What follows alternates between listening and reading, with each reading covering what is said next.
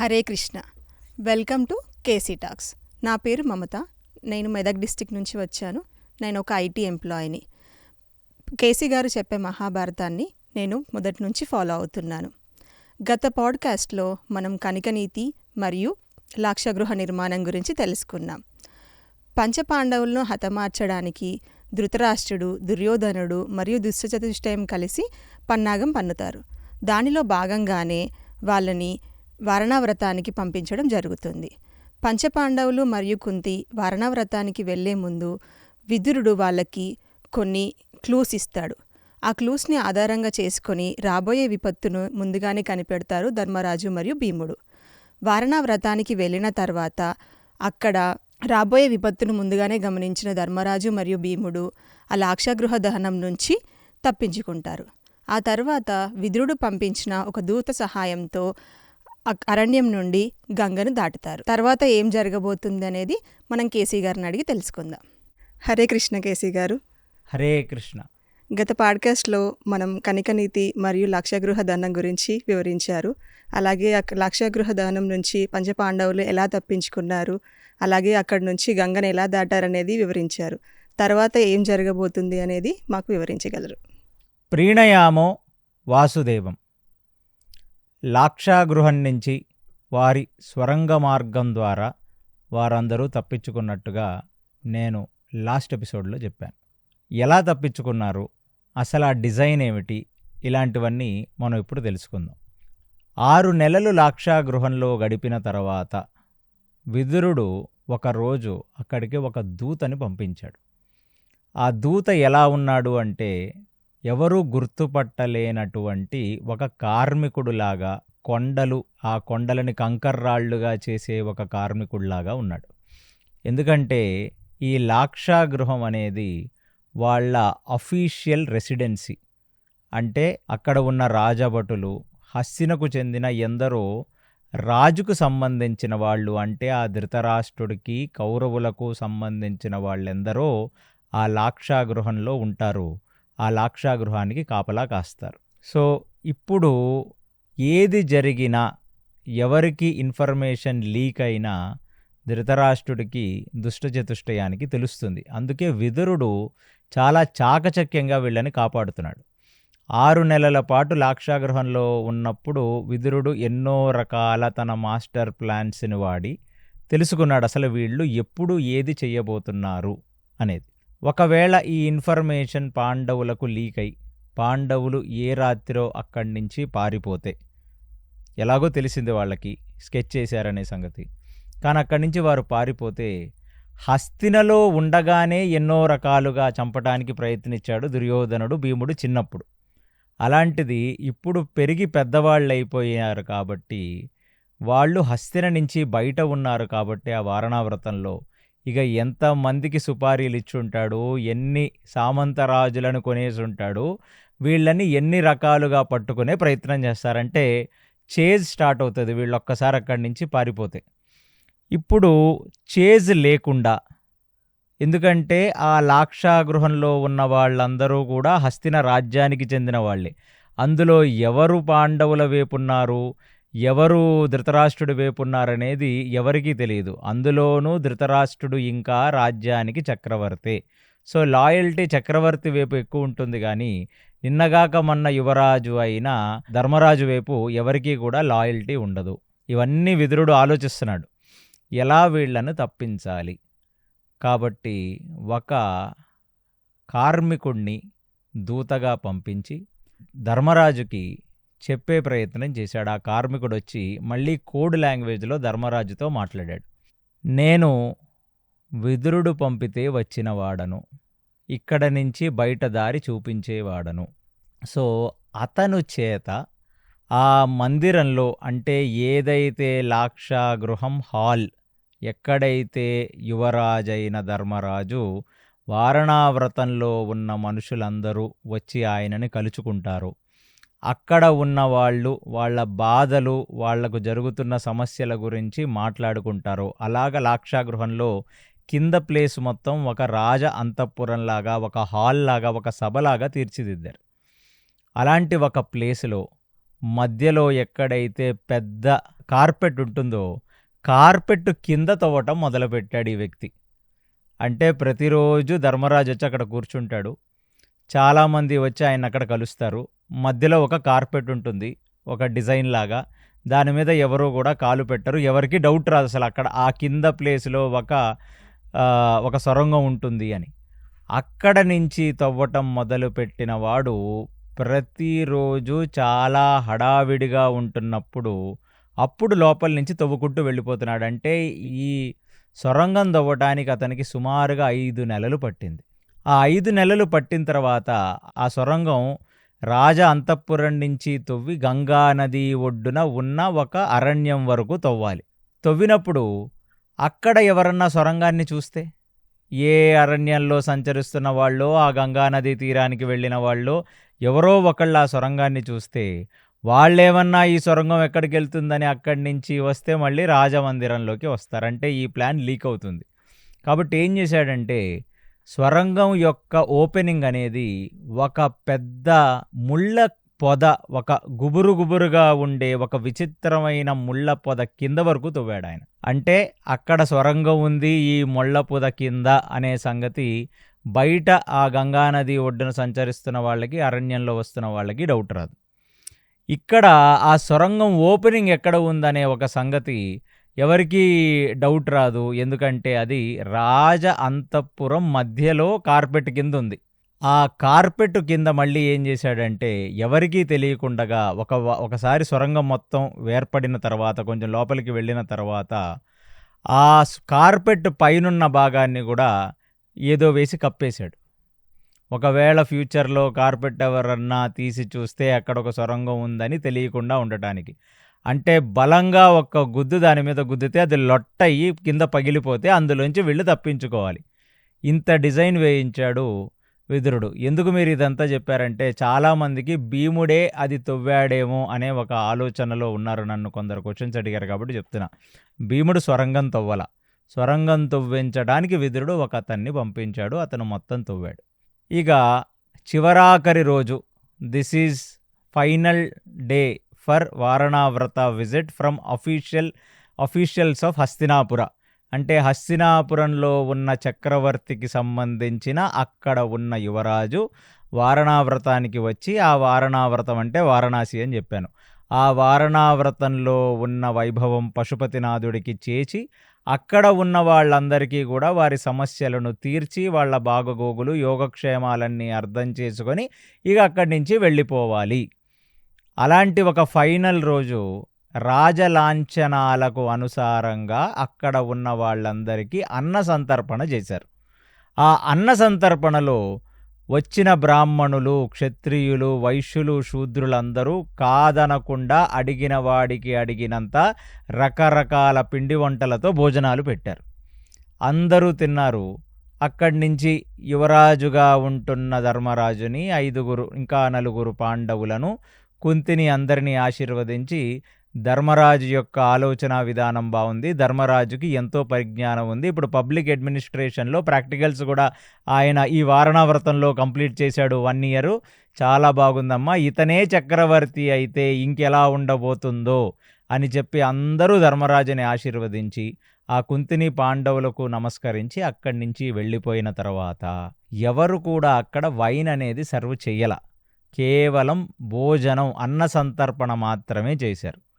అలాంటి పరిస్థితుల్లో ఒకళ్ళు బాగా తిని, అంటే ఎవరయ్యా అంటే ఒక ట్రైబల్ మనిషి, ఒక ట్రైబల్ ఆడ మనిషి, ఇంకొక 5 పుత్రులు కలిసి అక్కడికి వచ్చి బాగా తిన్న తర్వాత వెళ్ళి వాళ్ళు ఆ ఈతకల్లో తాటికల్లో తాగి, అంటే ఏదో ఒక ఇంటాక్సికేషన్, ఏదో ఒక మద్యం లాంటి ఒక వస్తువు తాగి అక్కడే పడిపోయారు హాల్లో అని చెప్పాను నేను మీకు. మరి ఎవరో నార్మల్ వ్యక్తులు వచ్చి తాగి అక్కడ పడిపోతే మరి భీముడు ఎందుకండి వాళ్ళని రక్షించకుండా హాలికి మంట పెట్టేశాడు?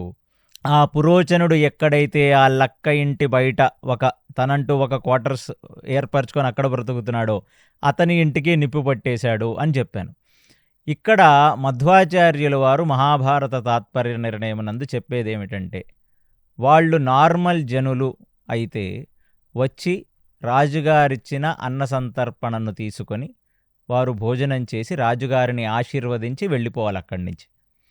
కానీ వాళ్ళు సరైన సంస్కారములున్నవారు కాదు, సంస్కారహీనులు. అందుకనే మంచి విందు నోటికి వచ్చినంత తినేసి ఫుల్లుగా పీకల వరకు వెళ్ళి ఇప్పుడు మంచి కళ్ళు దాగి అక్కడ తప్పదాగి పడిపోయారు. అంటే వాళ్ళు సరైన మర్యాదస్తులు కాదు, ఎటికేట్స్ ఉన్నవాళ్ళు కాదు. ఇది పక్కన పెడితే ఖచ్చితంగా వాళ్ళు అసుర ప్రభావానికి చెందిన వాళ్ళు. అంటే ఈ పురోచనుడు అక్కడ దుష్టచతుష్టయం వేసిన పన్నాగానికి వీళ్ళు కూడా పరోక్షంగా హెల్ప్ చెయ్యటానికి వచ్చిన ఒక అసుర గుణాలకు చెందిన వాళ్ళనే సంగతి భీముడు వారి ముఖాలని చూచే అర్థం చేసుకున్నాడట. అందుకనే వాళ్ళు తాగుతున్న వాళ్ళని మధ్యలోకి వెళ్ళి గెలకలేదు.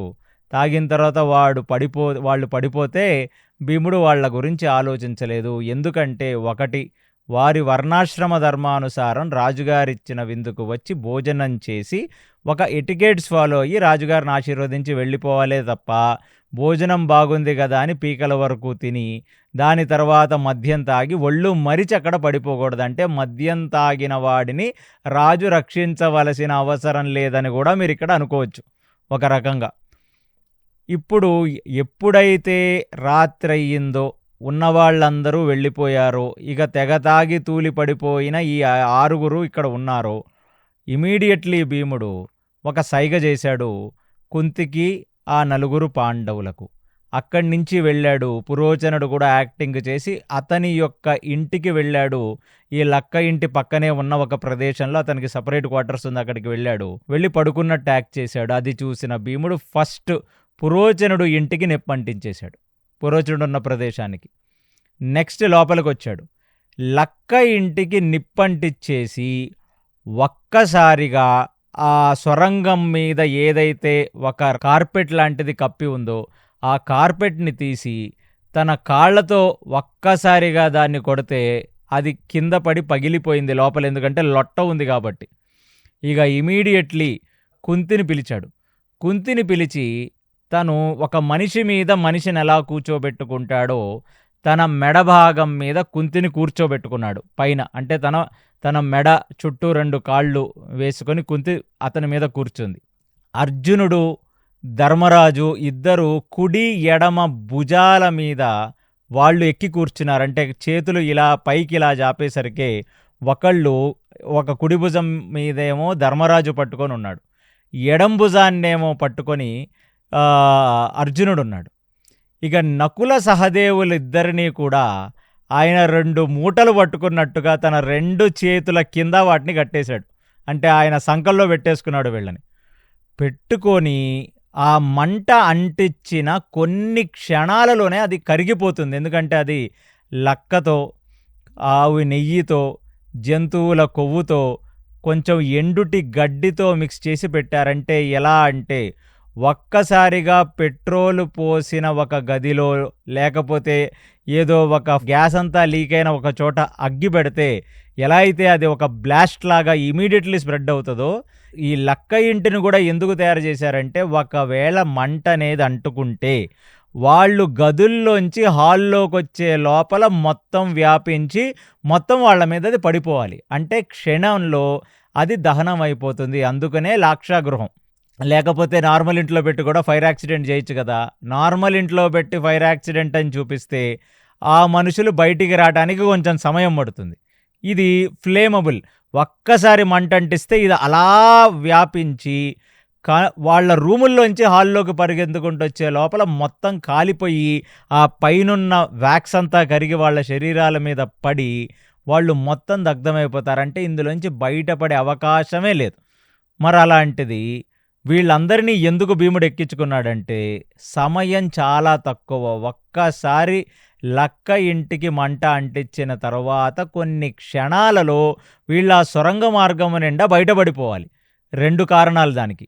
మళ్ళీ నిదానంగా సొరంగంలోంచి వెళితే బయట బోల్డంత నిప్పు, ఆ కొవ్వుకు మొత్తం మంట అంటుకొని దాంట్లో ఉన్న గడ్డి మండి దాని తర్వాత అక్కడున్న లక్క అంటే వ్యాక్స్ మొత్తం కరిగి అదంతా కూడా ఆ ధూపమంతా కూడా టన్నెల్ లోపలికి వచ్చి ఆ సొరంగం లోపలికి వచ్చి సొరంగంలో ఉన్న వాళ్ళకి గాలాడక ఉక్కిరి బిక్కిరి అయిపోయి సగం సొరంగంలో ఉన్న వాళ్ళు అక్కడే గాలాడక చచ్చిపోతారు.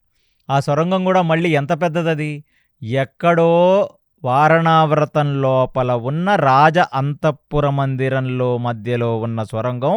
అది ఎన్ని కిలోమీటర్ల పాటు వెళ్ళి అది ఒక అరణ్యం బయట ఉన్న ఒక పొద దగ్గరికి ఉంటుంది. అది గంగ ఒడ్డు దగ్గర. అంటే మీరు అర్థం చేసుకోండి, అంతసేపు చాలా ఫాస్ట్గా పరిగెత్తాలి. ఏదో మనం నడుచుకుంటూ వెళుతున్నామంటే కాదు. ఎందుకంటే ఫస్ట్ ఆఫ్ ఆల్ సొరంగంలో ఉన్న ఆక్సిజనే తక్కువ, 2 బయట భయంకరమైన మంట ఉంది. సో బోలెడంత కార్బన్ డైఆక్సైడ్ అది మళ్ళీ ఆ టన్నెల్లోకి వచ్చేస్తుంది. ఇక టన్నెల్లో బ్రతకరు. అందుకు భీమసేనుడు తల్లిని భుజాల మీద కూర్చుండబెట్టుకొని కుడి భుజం మీద ధర్మరాజు పట్టుకొని ఉండగా, ఎడం భుజాన్ని అర్జునుడు పట్టుకొని ఉండగా 2 మూటల్ని పెట్టుకున్నట్టుగా నకుల సహదేవుల్ని పట్టుకొని స్వరంగంలో ఎలా పరిగెత్తాడు భీముడంటే, కొన్ని కిలోమీటర్ల పాటు ఉన్న ఆ స్వరంగాన్ని కొన్ని నిమిషాలలో భేదించి ఒక్కసారిగా ఆ బయటికి వెళుతున్నప్పుడు అందరినీ కూడా ముఖమంతా గట్టిగా కప్పుకోమని చెప్పి ఆ బయటున్న ఒక పొద ఏదైతే ఉందో ముళ్ళ పొద, ఆ పొదని తన శరీరంతో చీల్చుకొని ఒక్కసారిగా బయటికి వచ్చి పడితే ఈ మీద కూర్చున్న కుంతి, పక్కన కూర్చున్న వాళ్ళందరూ తలా ఒక దిక్కుకు పడిపోయారంట. అంటే ఒక ఒక ఒక రన్నింగ్ రేస్ అనేది కాదు, మామూలు రన్నింగ్ కాదు. ఇక పరిగెత్తుకుంటూ వెళ్ళి ఒక్కసారిగా బయటికి దూకాడు. దూకగానే అప్పుడు అందులోంచి ధూపం అది బయటకు వచ్చింది. అంటే లోపల కూడా మొత్తం ఉన్న ఆ గ్యాసెస్, ఆ మంటతో కాలిన ధూపం. ఇక చాలా వడలిపోయింది కుంతి. ఎందుకంటే ఇది ఒక పెద్ద సాహసం, ఇది ఒక పెద్ద అడ్వెంచర్. అలాంటిది చూచి పాపం ఆ కుంతి దగ్గరికి వచ్చి కుంతికి ఏమన్నా చిన్న చిన్న గాయాలైనవా అని చూసుకొని ఆవిడికి కొన్ని నీళ్లు తాగించి, ఇంకా ధర్మరాజు, అర్జునుడు, నకుల సహదేవులందరూ కూడా అసలు ఆ పరిగెత్తిన తీరు, అతను భీమసేనుడు వీళ్ళందరినీ 5గురిని చేతల ధరించి ఆయన పరిగెడుతుంటే అసలు కింద భూమి ఏ సొరంగంలో అయితే భూమి మీద ఆయన అడుగు పెడుతున్నాడో ఆయన పెట్టిన చోట పెట్టినట్టుగా భూమి అదురుతుందంట. అలాంటిది ఇప్పుడు లోపల పరిగెడుతున్నప్పుడు ఒక్కసారిగా ఆయన ఒక్క కాలుతో కిందకి భూమిని గట్టిగా తొక్కితే వెనక ఏ సొరంగం అయితే ఉందో సొరంగం పూడిపోవటం మొదలుపెట్టింది.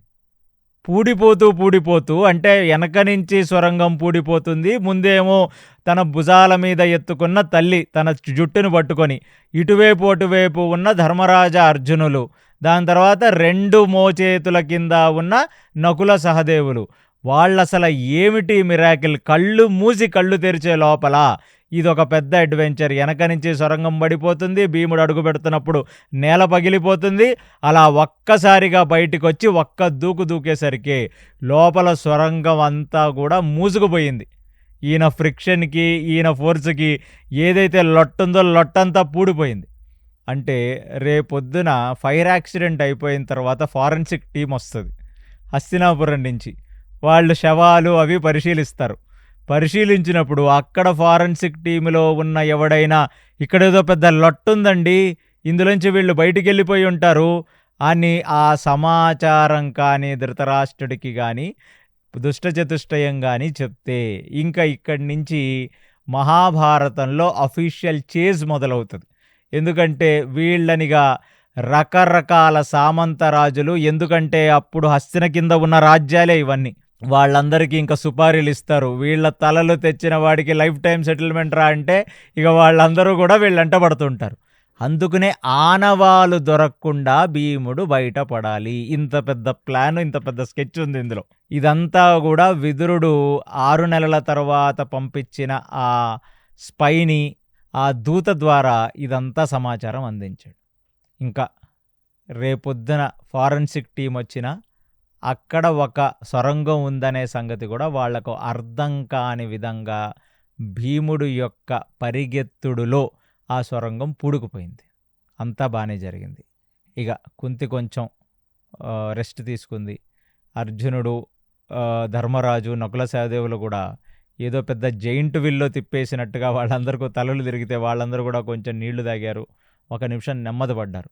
పడగానే ఇంకా భీమసేనుడు తొందరగా రండి మనం వెళదాం అనగానే అక్కడ ఆ గంగా నది ఒడ్డున ఒకడు స్పెషల్ బోట్ పెట్టుకున్నాడు. ఆ బోట్ మెకనైజ్డ్ బోట్ అని చెప్పాను. ఎందుకంటే గంగా ప్రవాహానికి విముఖంగా వీళ్ళు ప్రయాణించాలి. ఎందుకంటే అటువైపు నుంచి గంగ చాలా ఉధృతంగా ఇటువైపుకు ప్రయాణిస్తూ ఉంటుంది. కాబట్టి నార్మల్ బోట్లు అయితే వాళ్ళు అసలు ఆ ప్రవాహానికి ఎదురీదలేరు. ఎందుకంటే అది అరణ్యము మధ్యలో ఉన్న గంగా నది. కాబట్టి దానికి ఒక మెకనైజ్డ్ మిషన్ని దాన్ని పెట్టారు. పెట్టగానే ఆ బోట్ని చూడగానే వాళ్ళకి డౌట్ వచ్చింది, ఏంటి ఈ సమయంలో ఇక్కడ బోట్ ఉంది అని.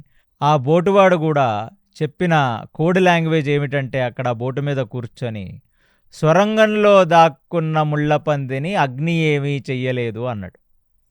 అనగానే ఒక్కసారిగా భీముడు ధర్మరాజు ఒకళ్ళ ముఖాలకు ఒకళ్ళు చూసుకోగానే మళ్ళీ చెప్పాడు, సొరంగంలో దాక్కున్న ముళ్ళపందిని అగ్ని ఏమీ చెయ్యలేదు అని.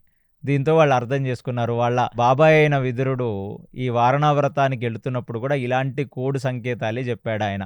రంధ్రంలో ఉన్న ఎలకని మంట ఏమీ చెయ్యలేదు అని. ఎక్కారు, కూర్చున్నారు. కూర్చోగానే ఇంకా అతను మోటార్ ఆన్ చేసి ఆ గంగా నదికి విముఖంగా అంటే ప్రవాహానికి అభిముఖంగా చాలా ధీటుగా దాన్ని ఆ పడవని తీసుకొని వచ్చి ఆ గంగా ప్రవాహంగా వారణావ్రతం ఊరు లోపలికి వెళ్ళిపోయాడంటే ఇప్పుడు వీళ్ళని దాటిచ్చిన వారెవరు, అసలు ఇక్కడ ఉన్నదెవరో ఇంకా ఎటువంటి సాక్ష్యం లేకుండా మొత్తం సాక్ష్యాలన్నీ భూస్థాపితం అయిపోయాయి. విదురుడికి ఆ సమాచారాన్ని అందించేశాడు.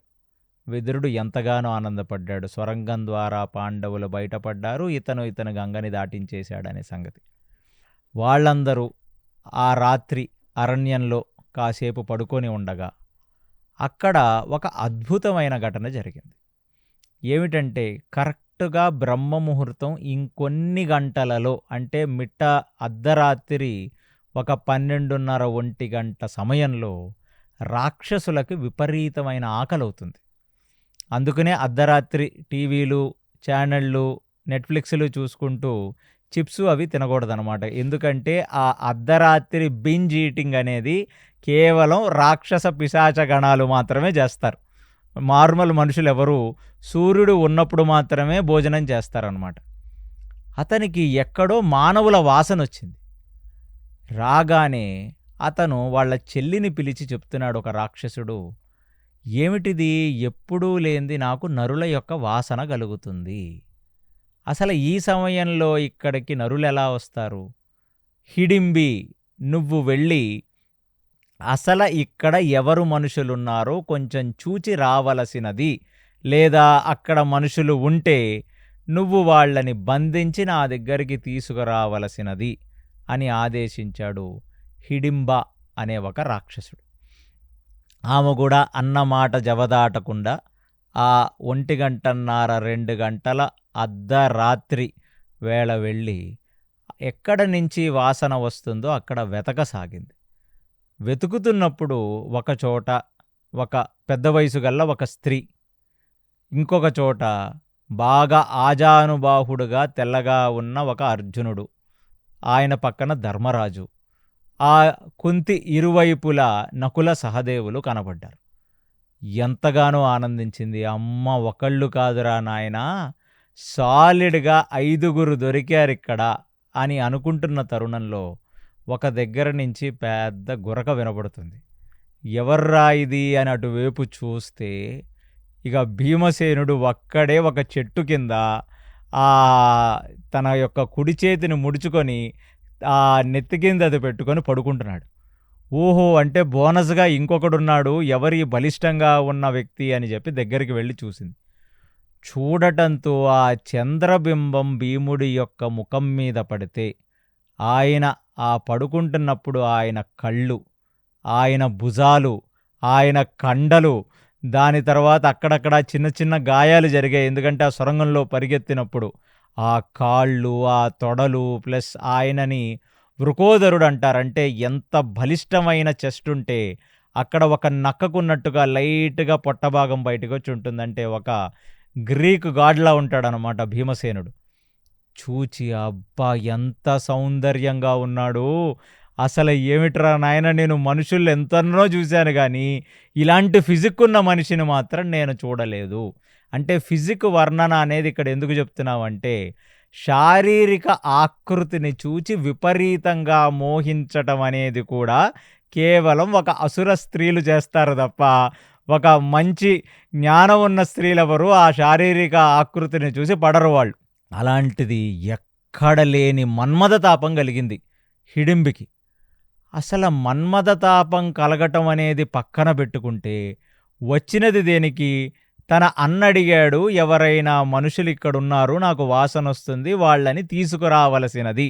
అంటే గతంలో అన్న చెప్పినట్టుగా మనుషులను వాళ్ళని ఈమెనే చంపి 4 ముక్కలు చేసి తీసుకువెళ్ళేదో, లేకపోతే ఆ మనుషులనే కట్టిపడేసి తీసుకొని వచ్చి అన్న దగ్గర పడేస్తే అన్న బ్రతుకున్న వాటిని సింహాలు పులులు తిన్నట్టు తినేవాడు. మరి ఆమెకు ఆ పూర్వ అనుభవం ఉంది, అన్నకు మనుషుల్ని తీసుకొని వచ్చి పెట్టే అనుభవం ఉంది ఆమెకి. ఆ చంద్రకిరణముల కింద ఆ భీముడు పక్కన కూర్చొని భీముడు ముఖం వైపు చూడటం మొదలుపెట్టింది. అంటే ఇది ఒక రాక్షస ప్రేమ. తినటానికి వచ్చిన మనిషిని బంధించి తీసుకువెళ్ళటానికి వచ్చిన మనిషి ఆ కుంతిని వీళ్లను చూసి ఆనందపడ్డా ఇప్పుడు భీముడిని చూసి మనసు పారేసుకుంది. అలా చూస్తూ ఉండిపోయింది. ఈ హిడింబాసురుడు అక్కడ ఇంకా వాసనతో ఇంకా ఆకలి పెరిగి, అంటే ఏదైనా ఒక బిర్యానీ వాసనో లేకపోతే ఇంకేదో మీకు నచ్చిన ఒక గులాబ్ జామ్ వాసన వస్తుంటే మీ లాలాజలం ఊరి గడుపులో ఎలా ఆకలి పెరుగుతుందో, వాడికి ఆ మనుష్యుల యొక్క వాసన వల్ల వాడి మొత్తం డైజెస్టివ్ ఎంజైమ్స్ అన్నీ రిలీజ్ అయ్యి విపరీతమైన ఆకలితో అటు ఇటు చేతులు వెనకబెట్టుకొని తిరుగుతున్నాడు వాడు. దీర్ఘకాలం అయిపోయింది. 2 అయింది, 2:30 అయింది, 3 అయింది, 3:30 అయింది. తర్వాత వాడు అన్నాడు, ఈ మిడ్ నైట్ బిర్యానీ ప్లాన్ చేస్తే ఎర్లీ మార్నింగ్ బిర్యానీ అయ్యేటట్టుంది ఇది. అసలు నా చెల్లి ఎక్కడికి వెళ్ళింది ఇది, దీనికి చెప్పాను నేను వెళ్ళి తీసుకురమ్మని అని ఇమీడియట్లీ అక్కడికి అసలు చెల్లి ఎటువైపు వెళ్ళిందో, ఆ నరుల యొక్క వాసన ఎటువైపు వస్తుందో అటువైపు వెళ్ళటం మొదలుపెట్టాడు. వాడి యొక్క అలజడి అంటే భీముడు ఎంత నిద్రపోయినా ఆ భీముడు ఇప్పుడు చెవులు భూమిని అంటి ఉన్నాయి. అందుకనే కుడి చెయ్యి ముడుచుకొని తల కింద పెట్టుకున్నాడు. ఆ కుడి చెవి భాగం భూమిని అంటుకొని ఉంది. ఒక్కసారిగా ఎవడో నడుచుకుంటూ వస్తున్నాడనే సంగతి ఆ భీముడికి అర్థమైంది. అంటే ఒక బ్లాక్ కమాండోస్ చిన్నది ఏదైనా కింద పడిందంటే చాలు వాళ్ళు లేచి నించుంటారంట. అలాంటి ఒక ట్రైనింగ్ ఇస్తారంట ఈ బ్లాక్ కమాండోస్కి, ఈ ప్రైమ్ మినిస్టర్లు చీఫ్ మినిస్టర్లు పక్కనుండే వాళ్ళకి. అలా భీమసేనుడే వీళ్ళని కాపాడాల్సిన మొత్తం బాధ్యత తీసుకున్నవాడు. ఒక్కసారిగా కళ్ళు తెరిచి చూశాడు. చూడగానే ఒక అపురూప సౌందర్యవతిలాగా మారిపోయిన హిడింబి రావటం ఒక రాక్షస స్త్రీగా వచ్చింది. ఎప్పుడైతే ఆమె మనసులో మన్మథతాపం కలిగిందో, కామరూపి అంటే ఏ రూపన్నో అన్నా తీసుకోగలిగిన అద్భుతమైన శక్తి ఈ రాక్షసులకు ఉంటుంది. ఒక సుందరమైన ఆడమనిషిలాగా మారిపోయి చేతుల్ని తన దవడల కింద పెట్టుకొని అలాగ నవ్వుతో ఆ భీముడిని చూస్తూ కనపడింది. భీముడు కళ్ళు తెరిచి చూడగానే ఒక్కసారిగా ఎవర్రయ్యి అమ్మాయి ఇలా చూస్తుంది నా ముందు నుంచని, దాని తర్వాత ముందేమో అమ్మాయి చూస్తుంది, అతనికేమో ఎవడో నడుచుకుంటూ వస్తున్న ఒక శబ్దం. లేచి నించున్నాడు. నించోగానే భీముడు లేచి నించున్నాడన్న సంగతి 2 నిమిషాల పరధ్యానం తర్వాత తనకే అర్థమైంది. ఎందుకంటే ఆ భీముడి యొక్క అందంలో మైమరిచిపోయింది ఈ హిడింబి కూడా లేచింది. లేచి నాదా అని దగ్గరకు వచ్చింది. నాదా లేదు గీతా లేదు, అసలు నువ్వు ఎవరు అన్నాడు. అంటే అసలు ఏమి సౌందర్యం నాతానిది, నేను ఎంతోమంది మనుషుల్ని చూశాను, అసలు ఇలాంటి ఒక సౌందర్యం కానీ, ఇలాంటి ఒక కళ్ళు కానీ, అలాంటి భుజాలు కానీ, ఇలాంటి కండలు కానీ, ఇవేమి తోడలు ఇవన్నీ కూడా, ఇది మామూలుగా లేదు. నిన్ను చూస్తుంటే నేను పిచ్చెక్కిపోతుంది నాకు, నిన్నొకసారి ఆలింగనం చేసుకుంటానని దగ్గరకు వచ్చింది. దగ్గరకు వస్తామంటే ముందు ఆగమన్నాడు. నువ్వు ముందు ఆగు, నువ్వు ఎవరో నేను తెలుసుకోవాలి, నువ్వు ముందు ఆ మాట అంటున్నాడో లేదో ఆ హిడింబాసురుడు అక్కడికి వచ్చి నించుండిపోయాడు. నించోగానే ఒకచోటేమో 5 పడుకుంటున్నారు, కుంతి 4 పాండవులు. ఒకచోటేమో తన చెల్లి ఒక అపురూప సౌందర్యవతిలాగా మారిపోయి ఒక ఆజానుబాహుడు కండలు తిరిగిన వాడు ఒకడు పక్కన నించుంది. చూచాడు. చూడగానే ముందు చెల్లి మీద కోపం.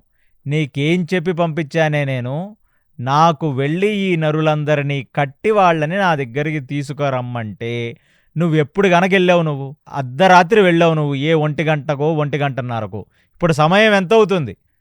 2:30 గంటల నుంచి నేను ఆకలితో పరివేదన చెందుతూ అటు ఇటు తిరుగుతుంటే ఇక్కడ వీడితో పాటు సొల్లు కబుర్లు చెప్తావా నువ్వు? నీతో సహా మొత్తం అందరినీ తినేస్తాను నేను అన్నాడు హిడింబాసురుడు. హిడింబాసురుడు యొక్క కళ్ళెరుపెక్కి ఆయన అరుపుకి ఆ అమ్మాయి హిడింబి భయపడి భీముడు భుజాల వెనక్కి దాక్కుంది. భీముడు ఆ హిడింబాసురుణ్ణి చూసి ముక్కు మీద వేలేసి ఉష్ అని అంటారు కదా, అలా అన్నాడు. అనగానే హిడింబాసురుడికి ఏమీ అర్థం కాల. వీడికి నన్ను చూస్తే భయం కలగట్లేదు కదా, అందులోనూ నేను అరుస్తుంటే నా చెల్లిని నన్ను మాట్లాడద్దని ఉష్ అంటావా నువ్వు అని కళ్ళల్లి ఎరుపెక్కాయి.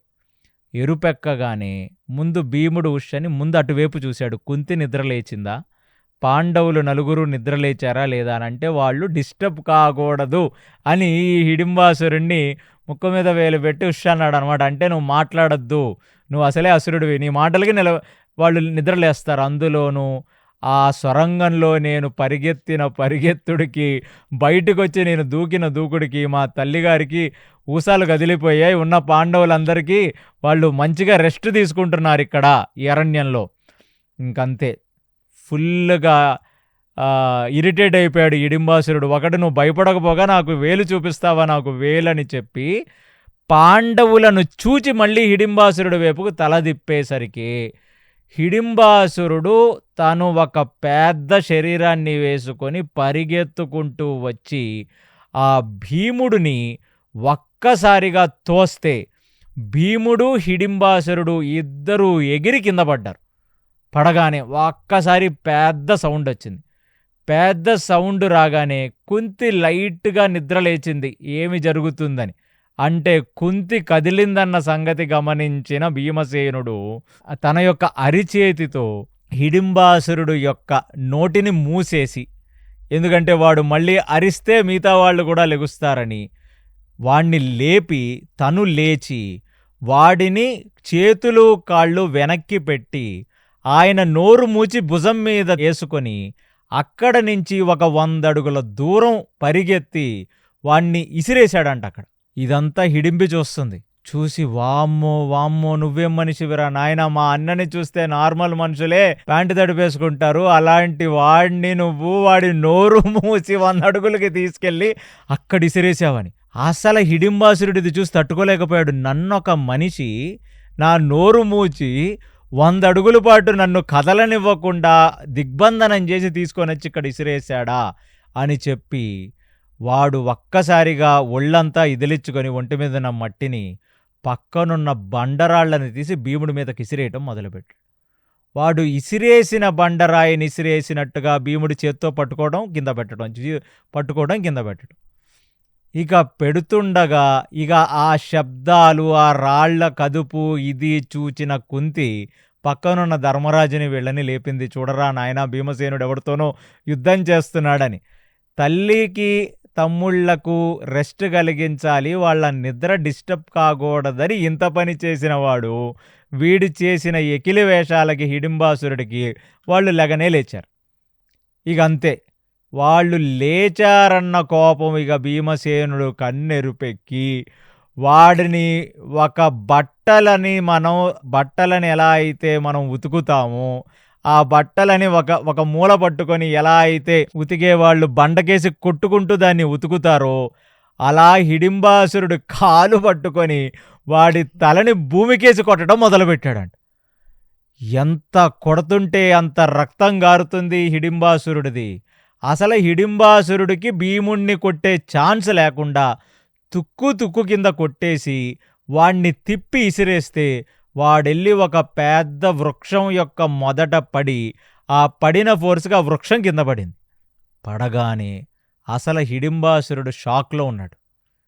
వాడు అసలు ఏం జరిగింది, నన్ను చితక్కొట్టేశాడు వీడు, బట్టలు ఉతికినట్టు ఉతికేశాడు నా కాళ్ళు పట్టుకొనని చెప్పి ఒక్కసారిగా అతని యొక్క శరీరాన్ని విదిలించుకొని ఒక్కసారిగా తన బ్రెయిన్ని సరిచేసుకొని, అంటే ఆ షాక్లోంచి బయటకు వచ్చి ఇక పరిగెత్తుకుంటూ వెళ్ళి అసలు ఒక మల్ల యుద్ధంలాగా భీముడు యొక్క ఛాతి భాగంలో కొడితే భీముడు ఎగిరి 100 అడుగుల దూరంలో పడగానే ఇక భీమసేనుడు ఆ పడిపోయిన వాణ్ణి, ఆ హిడింబాసురుణ్ణి తన వేపుకు తిప్పుకొని, కిందేమో భీమసేనుడు శరీరం మీదేమో హిడింబాసురుడు.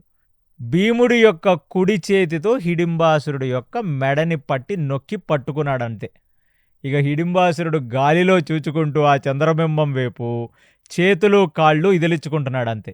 ఇంకేమీ మాట్లాడలేడు, నోట్లోంచి మాట రాదు, ఎందుకంటే కంఠాన్ని లాక్ చేసేసాడు భీమసేనుడు. ఇక అలా గాలిలో చూస్తున్న భీమసేనుడు మీద ఉన్న హిడింబాసురుడికి ఇప్పుడు ధర్మరాజు వచ్చి కనపడగానే, అన్న లేచొచ్చావా? ఏం లేదన్నా, జస్ట్ 5 minutes వారంతే, ఈ పిచ్చి వెధవ కొంచెం ఓవర్ యాక్టింగ్ చేస్తున్నాడు, ఇప్పుడు వీడిని లాక్ చేశాను, ఇక నేను ఒకసారి దిగ్బంధనం చేస్తే వదిలించుకొని వెళ్ళటం కష్టం అంటే, అప్పుడు మన యుధిష్ఠిరుడు చెప్తున్నాడు ఏమిటంటే, సమయం ఆల్మోస్ట్ బ్రహ్మ గడియలు చేరుతుంది, అంటే బ్రహ్మ ముహూర్తానికి ముందు.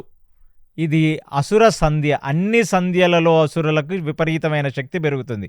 అంటే సూర్యోదయానికి బ్రహ్మ ముహూర్తానికి ముందు ఉన్న కాలం అసురులు ఇంకా యాక్టివేట్ అవుతారు. తర్వాత సాయంకాలం ఎప్పుడైతే సూర్యోదయం అయిపోయి చంద్రోదయం రాకపోతుందో, ఇక సూర్యుడి యొక్క ఎనర్జీ తక్కువై చంద్రుడి యొక్క ఎనర్జీ పెరగబోతుందో, ఆ సమయాన్ని అసుర సంధ్య అంటారు.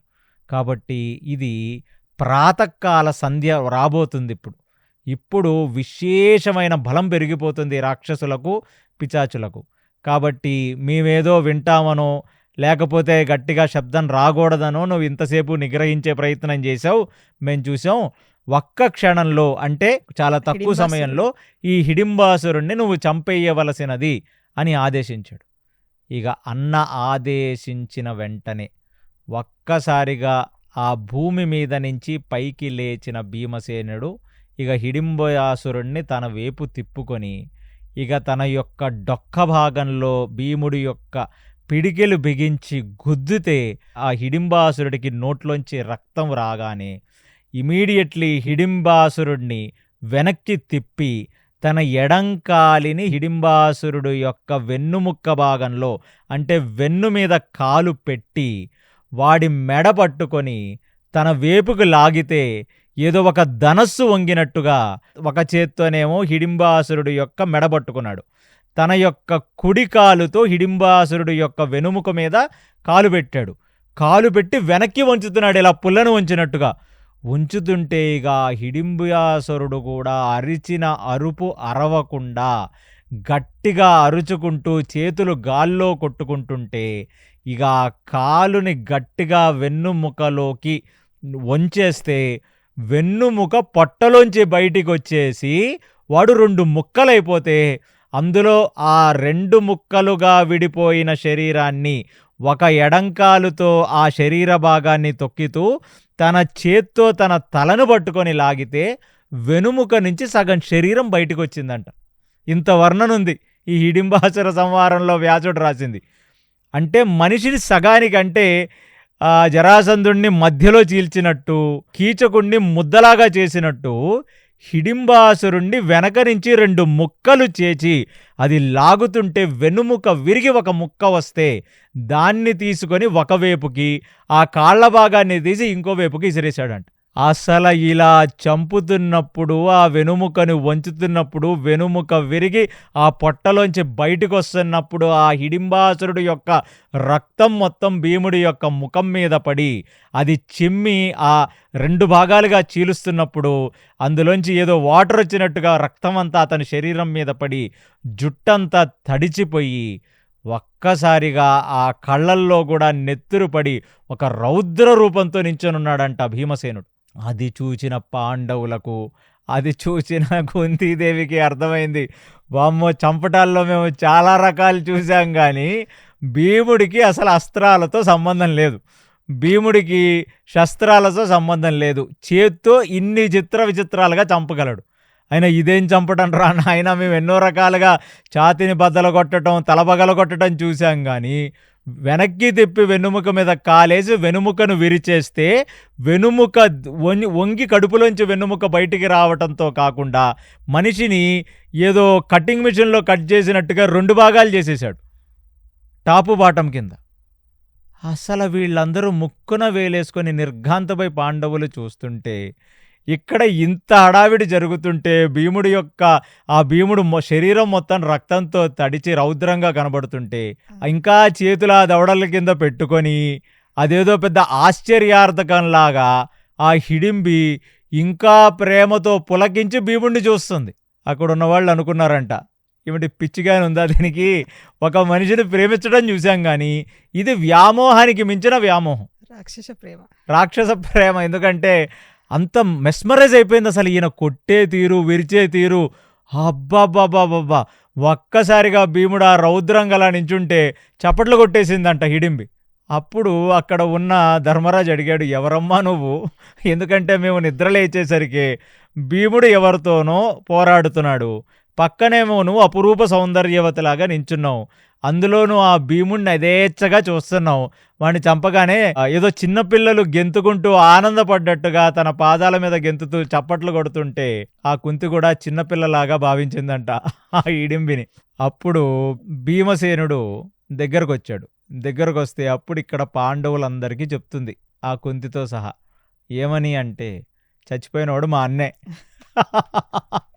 ఎక్కడి నుంచో బాగా నరమాంస వాసన వస్తుంది, నరుల వాసన వస్తుంది. నరమాంసం అంటే వాడికి అదో రకమైన పిచ్చి, వాడికి అదొక పెద్ద బిర్యానీ, అందులోనూ మిడ్ నైట్ బిర్యానీ వాడికి ఇది.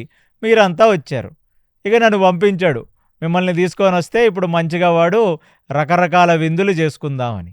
అలాంటిది నేను రాగానే అసలు ఈ భీమసేనుడి యొక్క ముఖం చూచి మయమరిచి కూర్చుండిపోయి, నేను రాకపోయేసరికి కోపంతో వచ్చి నాతో సహా మిమ్మల్ని అందరినీ చంపుతానన్నాడు. అలా అనటమే కాకుండా ఆ భీమసేనుడు అంటే మీదకు కొట్టడానికి వచ్చాడు. దానికి భీమసేనుడు తీసుకొని వెళ్ళి ఒక 100 అడుగుల దూరంలో ఆయన్ని నించోబెట్టి ఇన్ని రకాలుగా చంపాడు. కానీ భీమసేనుడుకున్న పరాక్రమం ఏంటండి బాబు, ఇంత బలిష్టంగా, ఇంత ఆజానుబాహుళ్లాగా అసలు ఆయన ఏదో ఒక యజ్ఞం చేసినట్టు చంపేశాడు. అంటే ఆయన చంపటంలో కూడా ఒక స్మార్ట్నెస్ ఉంది, ఒక స్వీట్నెస్ ఉంది, ఒక క్యూట్నెస్ ఉంది అని మాట్లాడుతుంది హిడింబి. అంటే ఇవన్నీ నా ఎక్స్ట్రాపులేషన్ అయినా అంత మయమరిచిపోయింది అనేది వ్యాసుడు చెప్తున్నాడు. చూడగానే కుంతి, ఆ 4 పాండవులు అనుకుంటున్నారు, ఇంత వైల్డ్గా చంపితే క్యూట్గా ఉందంటుందేంటి ఈ అమ్మాయి, దీనికి ఏదో పిచ్చన్నట్టుంది లైట్గా ఈ హిడింబికి అనగానే. అసలు భీముడు అక్కడికి వచ్చి అసలు ఆ అమ్మాయిని కనీసం పట్టించుకోలేదంట. అంటే అతను అంత నిరాసక్తుడై ఉంటాడు భీమసేనుడు. ఇక ఆ కుంతి అంది, సరే ఇక ఇక్కడి నుంచి నువ్వు కూడా వెళ్ళవలసినది, మీ అన్నను ఎలాగో చంపేశాడు కదమ్మా. అంటే ఏమిటి వెళ్ళేది, నా ఒళ్ళు చూసారా ఎంత వేడిగా ఉందో, నాకు మన్మథ తాపంతో ఒళ్ళంతా వేడెక్కింది, భీముడు లేకపోతే నేను ఉండలేనండి, మీరే నా అత్తయ్య గారు. ఇక వరుసలు కలిపేసింది అక్కడే. కాబట్టి మీరే అర్థం చేసుకోవాలండి, అన్న పంపించిన భీముణ్ణి చూస్తూ నేను కూర్చుండిపోవటం కాకుండా ఆ అన్నను చంపితే నేను గెంతానంటేనే మీరు అర్థం చేసుకోవాలి మీ వాడంటే నాకు ఎంత ఇష్టమో. కాబట్టి నాకు భీముడు ఎట్టి పరిస్థితుల్లో కావాలి, మీరే నా అత్తగారు, భీముడే నా భర్త, కాబట్టి నన్ను భీముడినిచ్చి పెళ్లి చేయవలసినది అని కోరింది. కోరగానే కుంతి ముక్కు నేలేసుకుంది. పాండవులంతా నిర్ఘాంతపై చూస్తున్నారు. భీమసేనుడు పెళ్లి లేదు పాడలేదు, చీకని బయటికి పో, రాక్షసులంతా పెళ్లి చేసుకొని పొమ్మన్నాడు. పొమ్మంటే మళ్ళీ భీముడి దగ్గరకు వచ్చి నాత అని చేతులు గీతులు పట్టుకుంటుంది. చేతులు గీతులు పట్టుకోవద్దు, ముందు దూరంగా ఉండు, పెళ్లి లేదు పాడలేదు, అవతల పొమ్మంటే మళ్ళీ ప్రాణనాథ గీణనాథ అంటున్నావు నువ్వంటే.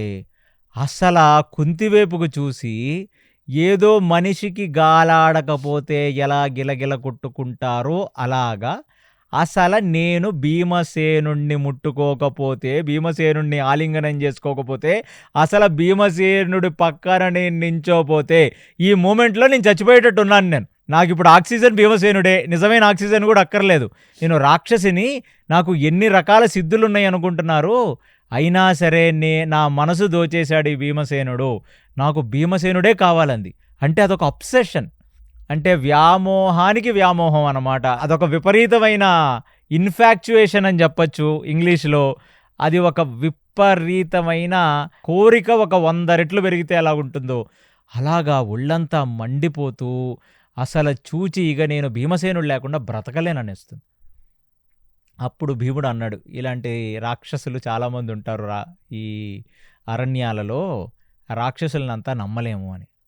నమ్మలేమంటే అప్పుడు కుంతిని చూచి మిగతా పాండవులను చూచి హిడింబి చెప్పుకుంటుంది. ఏమనంటే, నేను మిమ్మల్ని సంహరించడానికి వచ్చిన దాన్ని నేను భీముడు పక్కన ఎందుకు కూర్చుంటాను? నా ప్రేమలో నిజాయితీ ఉంది.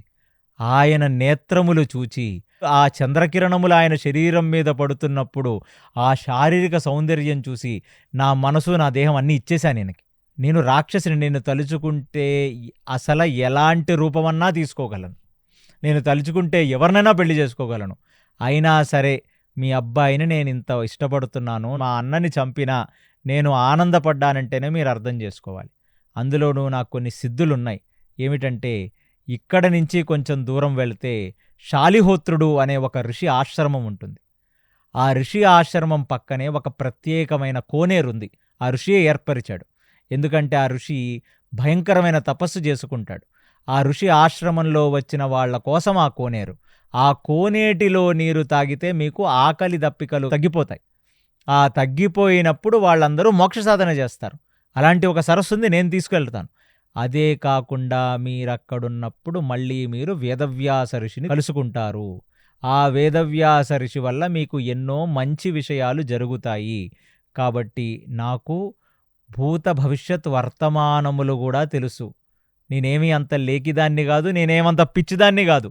నేను తలుచుకుంటే ఏ రూపంలోన్నా మారిపోగలను. ఆ మాటికొస్తే మిమ్మల్ని ఎక్కడ కావాలో అక్కడికి నేను క్షణాల్లో తీసుకెళ్ళి వెళ్ళిపోగలను. ఎలా అయితే భీమసేనుడు ఆ సొరంగంలో దూకి ఒక్క క్షణంలో సొరంగంలో పరిగెత్తుకుంటొచ్చి మిమ్మల్ని బయటపడేశాడు, కానీ నేను ఆకాశ మార్గంలో కానీ ఏ మార్గంలో అయినా మిమ్మల్ని అందరినీ నేను ఒక్కసారి ఎత్తుకొని, ఇంక్లూడింగ్ భీమసేనుణ్ణి నేను ఎత్తుకొని ఎక్కడికి కావాలంటే అక్కడ తీసుకెళ్ళగలను. అంటే చాత కాకనో ఏమీ లేకనో నేను పిచ్చిదాన్నై భీముడు వెంట పడట్లేదు. నా ప్రేమలో సత్యముంది. ఆ భీముణ్ణి చూడగానే ఎన్నెన్నో జన్మల బంధం లాంటి ఒక కరెంటు షాకు తగిలింది నాకు. ఎట్టి పరిస్థితుల్లో నాకు భీముడు కావాలి అత్తగారు అని కాళ్ళ మీద పడిపోయింది. అసలు వాళ్ళకి ఏమీ అర్థం కాల. ఏమిటిది ఈ అమ్మాయి చెప్తున్న మాట అని చెప్పి నడుచుకుంటూ కొంచెం ముందుకెళ్తే నిజంగానే శాలిహోత్రుడి ఆశ్రమం కనపడింది. నిజంగా కోనేరు కనపడింది. ఇప్పుడు అక్కడ ఉన్న వాళ్ళకి హిడింబి మీద ఒక విశ్వాసం కలిగితే అప్పుడు వాళ్ళంతా కూర్చొని పెట్టుకొని అడిగారు, అసలు నీకేం కావాలమ్మా? ఈ మన్మథ తాపాలు, కామజ్వరాలు ఇలాంటివి కాదు. ఏం కావాలంటే, నాకు భీముడు లేని జీవితం నాకొద్దు, నాకు భీముడు కావాలంతే. అంటే మరి నువ్వు రాక్షసివి, భీముడు ఆ నరుడు ఏమిటంటే, నాకు భీముడికి మధ్యన ఒక ఏకాంతంలో ప్రేమానురాగాలలో, అంటే తను కోరుకుంటుంది శారీరక సంగమం భీముడి చేత. సో అలాంటి ఒక అనుభూతి కావాలి నాకు భీముడి దగ్గర నుంచి. అదే కాకుండా భీమ తేజస్సుని ధరించే ఒక అదృష్టం కావాలి నాకు. నేను అలాంటి భీముడికి భార్యనవ్వాలి. ఆ భీమసేనుడి ద్వారా నేను ఒక పిల్లడిని కనాలి. కాబట్టి నాకు ఈ సౌభాగ్యాన్ని ఇవ్వవలసినది అని కుంతిని కోరింది. కుంతి ఒక క్షణం ధర్మరాజుని చూచి, అమ్మా నేను అబలను, అన్ని ధర్మములు తెలిసినవాడు ధర్మరాజు, ప్లస్ తండ్రి లేని వీళ్ళందరినీ కూడా తనే ఒక తండ్రిగా భావించి చూచుకుంటున్నాడు తన తమ్ముళ్లను. కాబట్టి ఈ ధర్మరాజునే నేను ఈ పజిల్ విప్పమంటాను, ఈ ధర్మ సూక్ష్మమును నేను ధర్మరాజునే చెప్పమంటానంది. అనగానే సో ఇక ధర్మరాజు వైపుని చూసి, బావగారు మీరే న్యాయం చేయాలంది.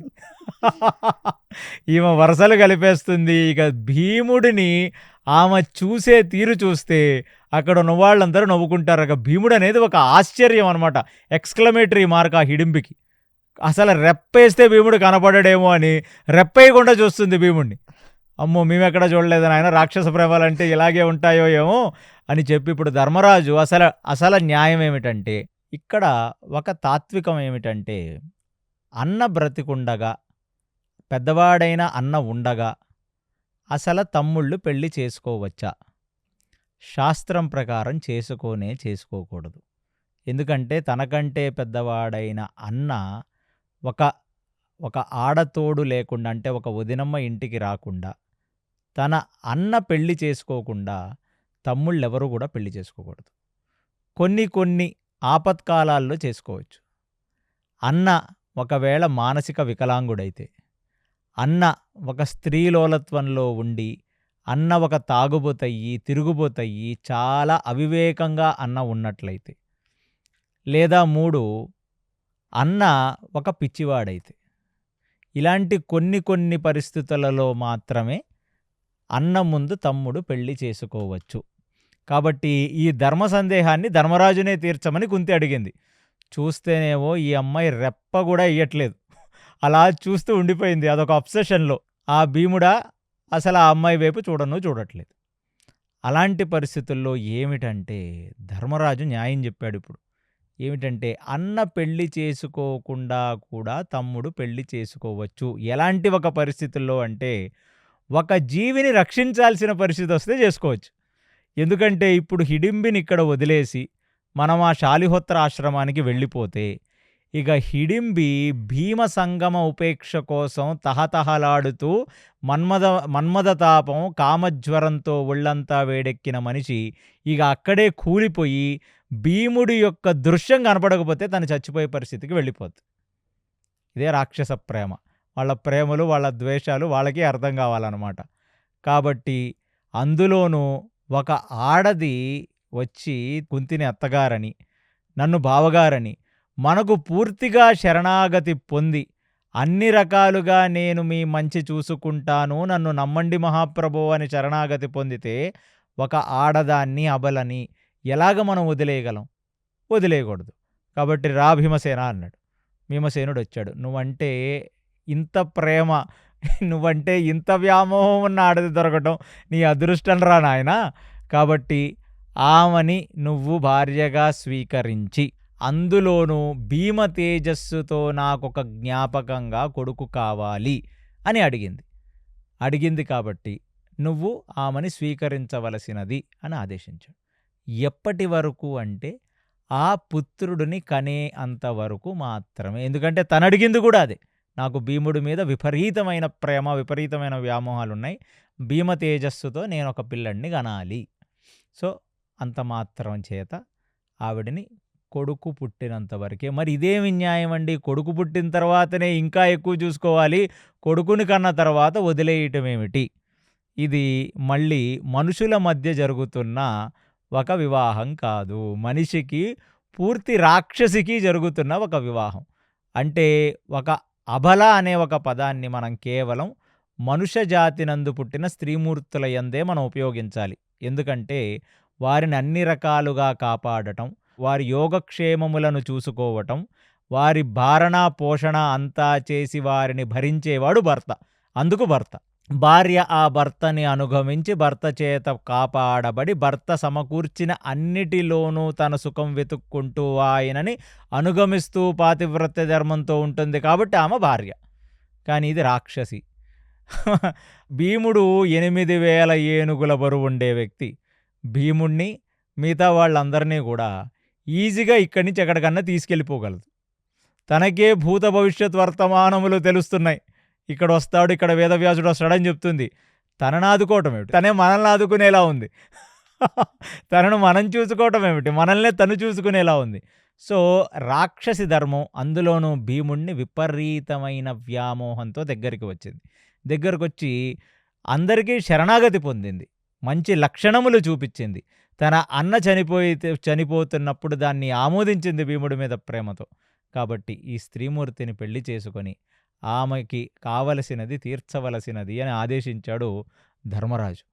అన్ని ధర్మములు తెలిసిన ధర్మరాజు ఈ మాట చెప్పగానే ధర్మరాజుకి నమస్కారం చేసి కుంతికి నమస్కారం చేసి ఇప్పుడు భీమసేనుడు ఏమని మాట్లాడుతున్నాడంటే, అరణ్య మార్గం, నా తల్లి మేమందరం కూడా అరణ్యంలో ఉంటే కంది. నా తల్లికి ఎప్పుడూ బాధలే. అలాంటిది మా తండ్రి గారు చనిపోయిన తర్వాత మమ్మల్ని తీసుకొని వచ్చి ఆ హస్తినలో పెట్టుకొని ఎన్నో రకాలుగా మమ్మల్ని కాపాడింది. అలాంటిది ఇవాళ మేము ఈ అరణ్య మార్గంలో ఉన్నప్పుడు వాళ్ళని మీ అన్నలాంటి రాక్షసుల నుంచి, క్రూర మృగాల నుంచి కాపాడవలసిన ధర్మం నాది. కాబట్టి నేను పగటిపూట నీతో తిరుగుతాను, రాత్రిపూట మాత్రం వచ్చి మా అమ్మతో మా తమ్ముళ్లతో నేను ఒక సమయం గడుపుతానన్నాడు. అనగానే ఇంకా హిడింబి ఎక్కడలేని ఆనందంతో ఉప్పి తబ్బైపోయి వచ్చి భీమసేనుడిని ఆలింగనం చేసుకొని ఆ భీమ స్పర్శ కలగగానే ఆమె ఒక్కసారికి ఒళ్ళు జల్జరించి ఆమె కళ్ళ వెంట నీరొచ్చిందంట.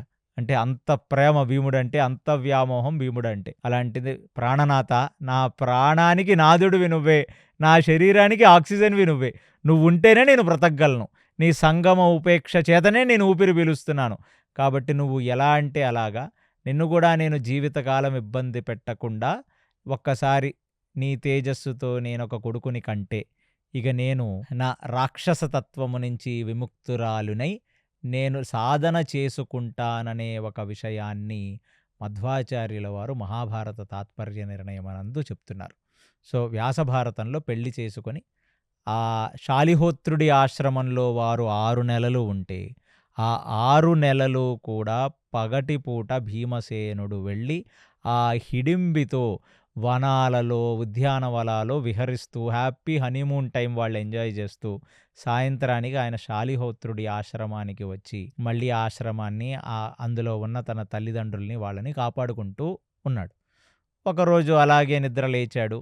ఆయన కాలకృత్యాదులన్నీ తీర్చుకున్నాడు. సంధ్యావందనాదినిష్ట నైమితిక కర్మలన్నీ చేసిన అతను మళ్ళీ బయట ఒక బైక్ వేసుకొని హిడింబి వెయిట్ చేస్తుంటుంది. అంటే రోజు వాళ్ళు ఆ ఉద్యానవనాల్లో విహరించడం వాళ్ళకి అదే పని. అలాంటిది అంటే ఇది నేను కామెడీగా బైక్ అన్నా, తనకున్న ఆ పుష్పక విమానాలు తనకున్న ఏదో ఒక తేజస్సుతో తను తీసుకొని వెళ్ళి చిత్ర విచిత్రమైన అడవులు, చిత్ర విచిత్రమైన ఉద్యానవనాలు, ఆ ఉద్యానవనాల్లో ఉన్న తేనె, ఆ ఉద్యానవనాల్లో దొరికే రకరకాల పళ్ళన్నీ తీసుకొని వచ్చి భీముడితో ఇక వాళ్ళిద్దరూ వాళ్ళ హనీమూన్ టైం ఇక వాళ్ళు విహరిస్తున్నారు. ఇక అంతే, అరణ్య మార్గాలలో ఎక్కడ తిరిగినా ఎంత దూర ప్రదేశానికి తీసుకువెళ్ళినా హిడింబి సాయంత్రం పూట మాత్రం తీసుకొని వచ్చి మళ్ళీ భీమసేనుణ్ణి ఆ శాలిహోత్రుడి ఆశ్రమం దగ్గర విడిచిపెడుతుంది. ఇలాగా ఒకానొక సందర్భంలో వారి యందు ప్రేమ అమితమై వారి సంపర్క ఉపేక్ష చేత భీముడికి దాని తర్వాత హిడింబికి ఒక సంతానం పుట్టింది. అది కూడా మళ్ళీ రాక్షస స్త్రీ. ఆవిడ ఎలా అయితే కామరూపం దాలుస్తుందో, ఎలా అయితే రకరకాల సిద్ధులు పొద్దుందో, ఆమె 12 మాసాలో 9 మాసాలో పాటు పిల్లలని కనదు. ఆమె 12 గడియలలో 12 నిమిషములలోనో 12 సెకండ్లలోనే ఒక్కసారిగా ఒక పిల్లండి కంటే ఆ పిల్లడు కూడా ఈ కుంతి దాని తర్వాత నలుగురు పాండవులు చూస్తుండగా పుట్టిన పాపడు కొన్ని నిమిషాలలో ఒక యవ్వనంగా ఉండే పిల్లవాడిలాగా మారిపోయాడు. అసలు వాణ్ణి చూస్తే వాడు పుట్టింది కొన్ని క్షణాలలో ఆ హిడింబి జీన్స్ ఉన్నాయి. ఎందుకంటే హిడింబి రాక్షసి, భూత భవిష్యత్ వర్తమానములు తెలిసినది, ఎక్కడికైనా ఎగిరి వెళ్ళిపోగలదు, ఎంత బరువైన దానినైనా తను మోయగలదు. అలా ఆమెకున్న సిద్ధులన్నీ ఘటోత్కచుడికొచ్చాయి. Gene domination female genes dominate అయ్యి ఆ ఘటోత్కచుడు ఒక పూర్తి బలవంతుడిగా పుట్టి అతనికి తెలియని శాస్త్రం లేదు, అతనికి తెలియని శస్త్రం లేదు, అతనికి తెలియని అస్త్రం లేదు, అతను ఏమైనా చేయగలడు. పుటకతోనే బలిష్టంగా భీముడి యొక్క బాడీ, ఇక్కడేమో శక్తులన్నీ తల్లి వచ్చాయి, ఇక బాడీ చూస్తేనేమో భీముడి లాంటి ఒక గొప్ప తేజస్సు గల్ల ఒక మంచి దట్టమైన దృఢంగా ఉండే ఒక శరీరం, కానీ నెత్తి మీద జుట్టు మాత్రం లేదు. అది చూచి తల్లి అంది, ఘటము అంటే కుండలాగా ఉన్నాడు వీడు, ఘటోత్కచుడు అంటే కుండలాగా ఉన్న జుట్టు లేనివాడు అని ఘటోత్కచుడు అని పేరు. అంటే అతని తల చూడగానే ఒక కుండ ఎలా అయితే ఏదో వాయిస్తామో కుండ మీద ఒక ఇన్స్ట్రుమెంట్ ఉంటుంది, అలా ఘటము అది వాయించేదనమాట. అది కుండని తిప్పి దాని మీద వాయిస్తారు. అలాంటి ఘటము లాంటి నెత్తి కలిగిన వాడు గుండ్రటి, ప్లస్ దాని మీద ఎటువంటి జుట్టు లేనివాడని ఒక ముద్దు పేరుతో ఘటోత్కచుడు అని తల్లే పిలిచింది. తల్లి పిలవగానే ఆ ఘటోత్కచుడు కూడా తల్లిదండ్రులకు ఆయన ప్రణామం చేసి, నన్ను ఇంత తేజోవంతమైన జీన్స్తో మీరు పుట్టించారు, అటు భీమసేనుడుకున్న వాయువు యొక్క జీన్సు నాలో ఉన్నాయి, ఆ బలము, ఆ శారీరక దృఢత్వం, నా తల్లి నుంచి వచ్చిన కొన్ని సిద్ధులున్నాయి, కాబట్టి నేను వెళ్ళి పిశాచ నిశాచ గణములందరికీ కూడా నేను హెడ్డులాగా ఉండి, వారికి రాజులాగా ఉండి, నేను భూలోకములో తూర్పు దిక్కున ఉండి నేను అక్కడ నా రాజ్యాన్ని స్థాపించుకొని, అంటే ఆ పిశాచ నిశాచ గణములతో ఆయనకి మరి అదేమి రాజ్యము, అలాంటి స్థాపించుకొని నేను అక్కడ ఉంటా. తల్లి మీరు కూడా నా దగ్గర ఉండవచ్చును, లేదా మీకు నచ్చిన చోట మీరు ఉండవచ్చును. తను కూడా రాక్షసి, తనని ఆపేవాళ్ళెవరు? తన దగ్గర బోల్డన్ని శక్తులున్నాయి. కాబట్టి మీరు మీ ప్రేమకు చిహ్నంగా నన్ను కన్నారు కాబట్టి ఆ జన్మాంతం తల్లిదండ్రులైన మీకు నేను రుణపడి ఏ క్షణంలో అయినా అమ్మ నీకు గాని, తండ్రి మీకు గాని ఏ అవసరం వచ్చినా ఘటోజ్ఘచ అని మీరు పిలిస్తే చాలు తక్షణం నేను ప్రత్యక్షమైపోతాను అని చెప్పాడు. అలాంటి ఒక కొడుకుని భీముడితో 6 నెలల పాటు తిరిగి తను అనుభవించిన సుఖాన్ని అంతా మనసులో ధారణ చేసి అక్కడి నుంచి వెళ్ళిపోయినట్టుగా మనకు వ్యాసభారతం. తర్వాత భీమసేనుడు ఆ హిడింబి యొక్క మంచితనాన్ని అర్థం చేసుకొని, అంటే ఒక స్త్రీ ఎలాంటిదైనా ఒక పురుషుడు పట్ల పూర్తి అనురాగ ఆప్యాయతలతో పురుషుడికి శరణాగతి పొందితే ఆవిడ యొక్క ఉద్ధారణ అనేది పురుషుడు యొక్క ప్రథమ కర్తవ్యం. అలాంటి హిడింబిని తీసుకొని వెళ్ళి స్వర్గలోకంలో పెట్టినట్టుగా మనకు తాత్పర్య నిర్ణయం చెప్తుంది మధ్వాచార్యుల వారిది. సో భీముడు ఆమెని ప్రొటెక్షన్ స్వర్గలోకంలో పెట్టి చేస్తున్నాడు. ఘటోజ్గజుడు నిశాచ పిశాచ గణములన్నిటికీ కూడా ఆయన అధిపతి అయి, ఆయన తూర్పు దిక్కున ఉన్న రాజ్యంలో ఎక్కడో ఉన్నాడు ఆయన. ఆ శాలిహోత్రుడి ఆశ్రమంలో 6 నెలల పాటు బ్రాహ్మణులు ఎలా ఉండాలి, ఆ బ్రాహ్మణులు ఏమేమి చేస్తున్నారు, ఎలా తింటున్నారు, ఎలాగ అగ్నికార్యం చేస్తున్నారు, ఎలాంటి బట్టలు వేసుకున్నారు, వారికి శాస్త్రమునందు ఎలాంటి సుముఖత ఉంటుందో ఇవన్నీ చూచిన పాండవుల దగ్గరికి ఇప్పుడు వేదవ్యాసుడొచ్చాడు. వేదవ్యాసుడొచ్చి ఈ 6 నెలల పాటు భీమసేనుడు ఆ హిడింబితో తిరుగుతూ ఉంటే మీరందరూ కూడా ఈ ఆశ్రమవాసం చేసి ఇక్కడ బ్రాహ్మణోత్తములు ఎలా బ్రతుకుతారో మీరందరూ తెలుసుకున్నారు కదా అనగానే, తెలుసుకున్నాం స్వామి అని ధర్మరాజు, నలుగురు పాండవులు, కుంతి తలూపారు. ఇదంతా దేనికంటే ఇప్పుడు మీరు వేషములు మార్చి మీరు పూర్తిగా బ్రాహ్మణ వేషధారణలోకి వెళ్ళి ఇక్కడ నుంచి మీరు ఏకచక్ర గ్రామానికి వెళ్ళవలసినది. ఇదే నా ఆదేశం. నేను మళ్ళీ ఏకచక్ర గ్రామంలో మీరు అక్కడ ఉంటున్నప్పుడు నేను కొంతకాలం తర్వాత మీకు అక్కడికి వస్తాను. అక్కడికి వచ్చిన తర్వాత మీ జీవితంలో చాలా పెద్ద ప్రయోజనం రాబోతుంది అని వేదవ్యాసుడు చెప్పాడు. చెప్పగానే వేదవ్యాసుడు వాళ్ళ పరివారానికి సంబంధించిన వాడే, అందులోనూ వ్యాసో నారాయణ హరిహి, వాళ్ళకు ఆయనలో నారాయణ తత్వమే కనపడింది ఎప్పుడూ కూడా.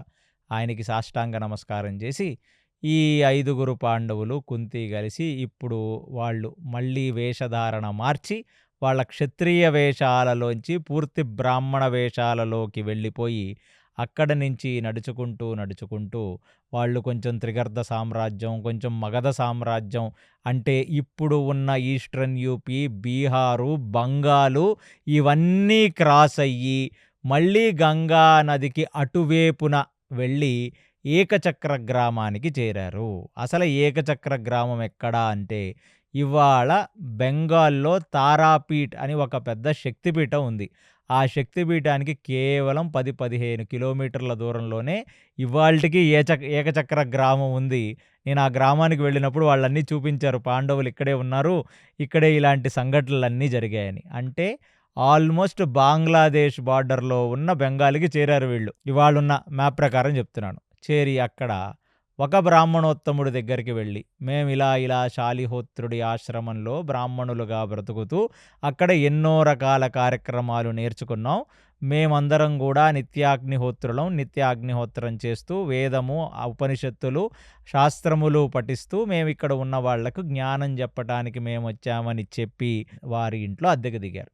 అలా ప్రతిరోజు కూడా ఈ 5 పాండవులు కలిసి బయటికి భిక్షాటనకు వెళతారు. ఎందుకంటే బ్రాహ్మణుడు ఒకటి వేదాధ్యయనం ద్వారా ఎవరన్నా పిలిస్తే వచ్చి వారికి సంస్కారములు చేసి వారు ఇచ్చిన పైకాన్ని తీసుకొనో వారు ఇచ్చిన ముడిసరుకునో తీసుకొని వచ్చి అతను బ్రతకాలంతే. అది ఒక నిజమైన బ్రాహ్మణ జన్మ. అలానే వీళ్ళందరూ వెళ్ళి అక్కడ ఏ మధుకరి వృత్తి అంటే ఇచ్చిన వాళ్ళు ఇచ్చినంత లేదా వారఫలాలు లాంటివి చెప్పి జోలె పట్టుకొని నించుంటే వాళ్ళు ఇచ్చిందంతా తీసుకొని వచ్చి వారు కుంతికిస్తే కుంది వాటిని అన్నిటినీ వండి పెడితే అందులో ఒక సగభాగం వేరు చేసి ఆ సగభాగం భీముడికి పెట్టి మరో సగభాగం వారు తినేవారు. వారు తింటున్నప్పుడు భీముడికి తింటున్న భోజనం చూసి పాపం వాళ్ళు బాధపడేవాళ్ళు. అసలు ఎన్ని రకాలుగా ఎన్ని పాంచభాక్ష పరవన్నములు తిన్న శరీరమో ఆయనకు అసలు ఏమన్నా సరిపోతుందా? ప్రతిరోజు పొంగలి, ప్రతిరోజు అన్నం పప్పు, ప్రతిరోజు కూష్మాండం అన్నం పప్పు లాంటి కూరలు తింటూ పాపం అతనికి ఏమి సరిపోతుంది అని చెప్పి బాధపడుతున్న రోజులవి. ఎందుకంటే వేదవ్యాసుడు చెప్పాడు, మీకు నేనొచ్చి మళ్ళీ కనబడతాను అనే సంగతి. అసలు ఎందుకండి వీళ్ళు ఇక్కడి నుంచి అక్కడికి, అక్కడి నుంచి ఇక్కడికి వెళుతున్నారు? ఎందుకు వెళుతున్నారంటే, అసలు వీళ్ళు బయట బ్రతికి ఉన్నారన్న సంగతి హస్తినలో గాని తెలిస్తే మళ్ళీ వీళ్ళ వెనకాల చేజింగులు మొదలు పెడతారు. వీళ్ళు ఏకచక్ర గ్రామంలో ఉంటున్నప్పుడు ప్లస్ ఈ 6 నెలలు శాలిహోత్రుడు ఆశ్రమంలో ఉన్నప్పుడు ప్యారలల్లీ అక్కడ హస్తినాపురంలో ఒక పెద్ద డ్రామా నడుస్తుంది. ఏ క్షణమైతే వీళ్ళు ఆ హిడింబాసురుణ్ణి చంపిన మొదటి రోజు ఏదైతే ఉందో అక్కడ మళ్ళీ ప్యారలల్‌గా ఫ్లాష్ బ్యాక్‌లో వెళ్ళి కొందరు దూతలు, కొందరు హస్తిన సామ్రాజ్యానికి చెందిన వాళ్ళు ఆ ధృతరాష్ట్రుడికి చెప్పారు, నాయనా చివరాఖరి రోజు అన్న సంతర్పణ చేస్తున్నారు పాండవులు, కుంతి అందరూ కలిసి. ఎందరెందరో మహారాజులు, ఎందరెందరో బ్రాహ్మణోత్తములు, 4 వర్ణాల వాళ్ళు వచ్చి అక్కడ భోజనం తింటుండగా అక్కడ రాత్రిపూట చాలా పెద్ద అగ్ని ప్రమాదము జరిగి వారందరూ చనిపోయారు అన్నాడు. అసలు అలాంటి ఛాన్స్ ఏది లేదే, అలా చనిపోకూడదే, కుంతి పాండవులు నార్మల్ మనుషులు కాదే అని ధృతరాష్ట్రుడు మాట్లాడుతున్నాడు రాజసభలో. మాట్లాడుతుంటే అక్కడికి వచ్చినవాడు, మేము ధృవీకరించుకున్నాం, అక్కడ ఒక వయసైన ఒక స్త్రీమూర్తి, ఆ స్త్రీమూర్తి పక్కన 5 పిల్లలు పడుకుంటూ ఉండగా వారి అస్థిపంజరములు దొరికాయి స్వామి. అదే కాకుండా పక్క రూములో పురోచనుడు యొక్క అస్థిపంజరాలు కూడా దొరికాయి. అన్ని రకాలుగా మంచి చెడు చూసుకోవలసిన వాడు ఆ పురోచనుడు, వాడు కూడా ఈ ఇంట్లో కాలి బూడిదైపోయాడు. ఆ ఆడమూర్తి ఆ 5 యొక్క హస్తికలు మా దగ్గర ఉన్నాయని చెప్పగానే ఒక్కసారి తల కిందకు పెట్టుకున్న ధృతరాష్ట్రుడు లోపల తీర్మార్ డ్యాన్స్ వేసుకొని బయటికి మాత్రం ఒక్కసారిగా యువరాజైన ధర్మరాజా అని చెప్పి ఏదో ఒక షాకులో వినరాని విషయం ఏ తండ్రినో, ఏ కొడుకో, లేకపోతే ఏ తల్లో చచ్చిపోతే చెప్పేటప్పుడు ఒక మనిషి ఎలా రియాక్ట్ అవుతాడో అంత ఎమోషనల్గా ఊగిపోయి గుండెలు బాదుకొని ఏడ్చేశాడంట.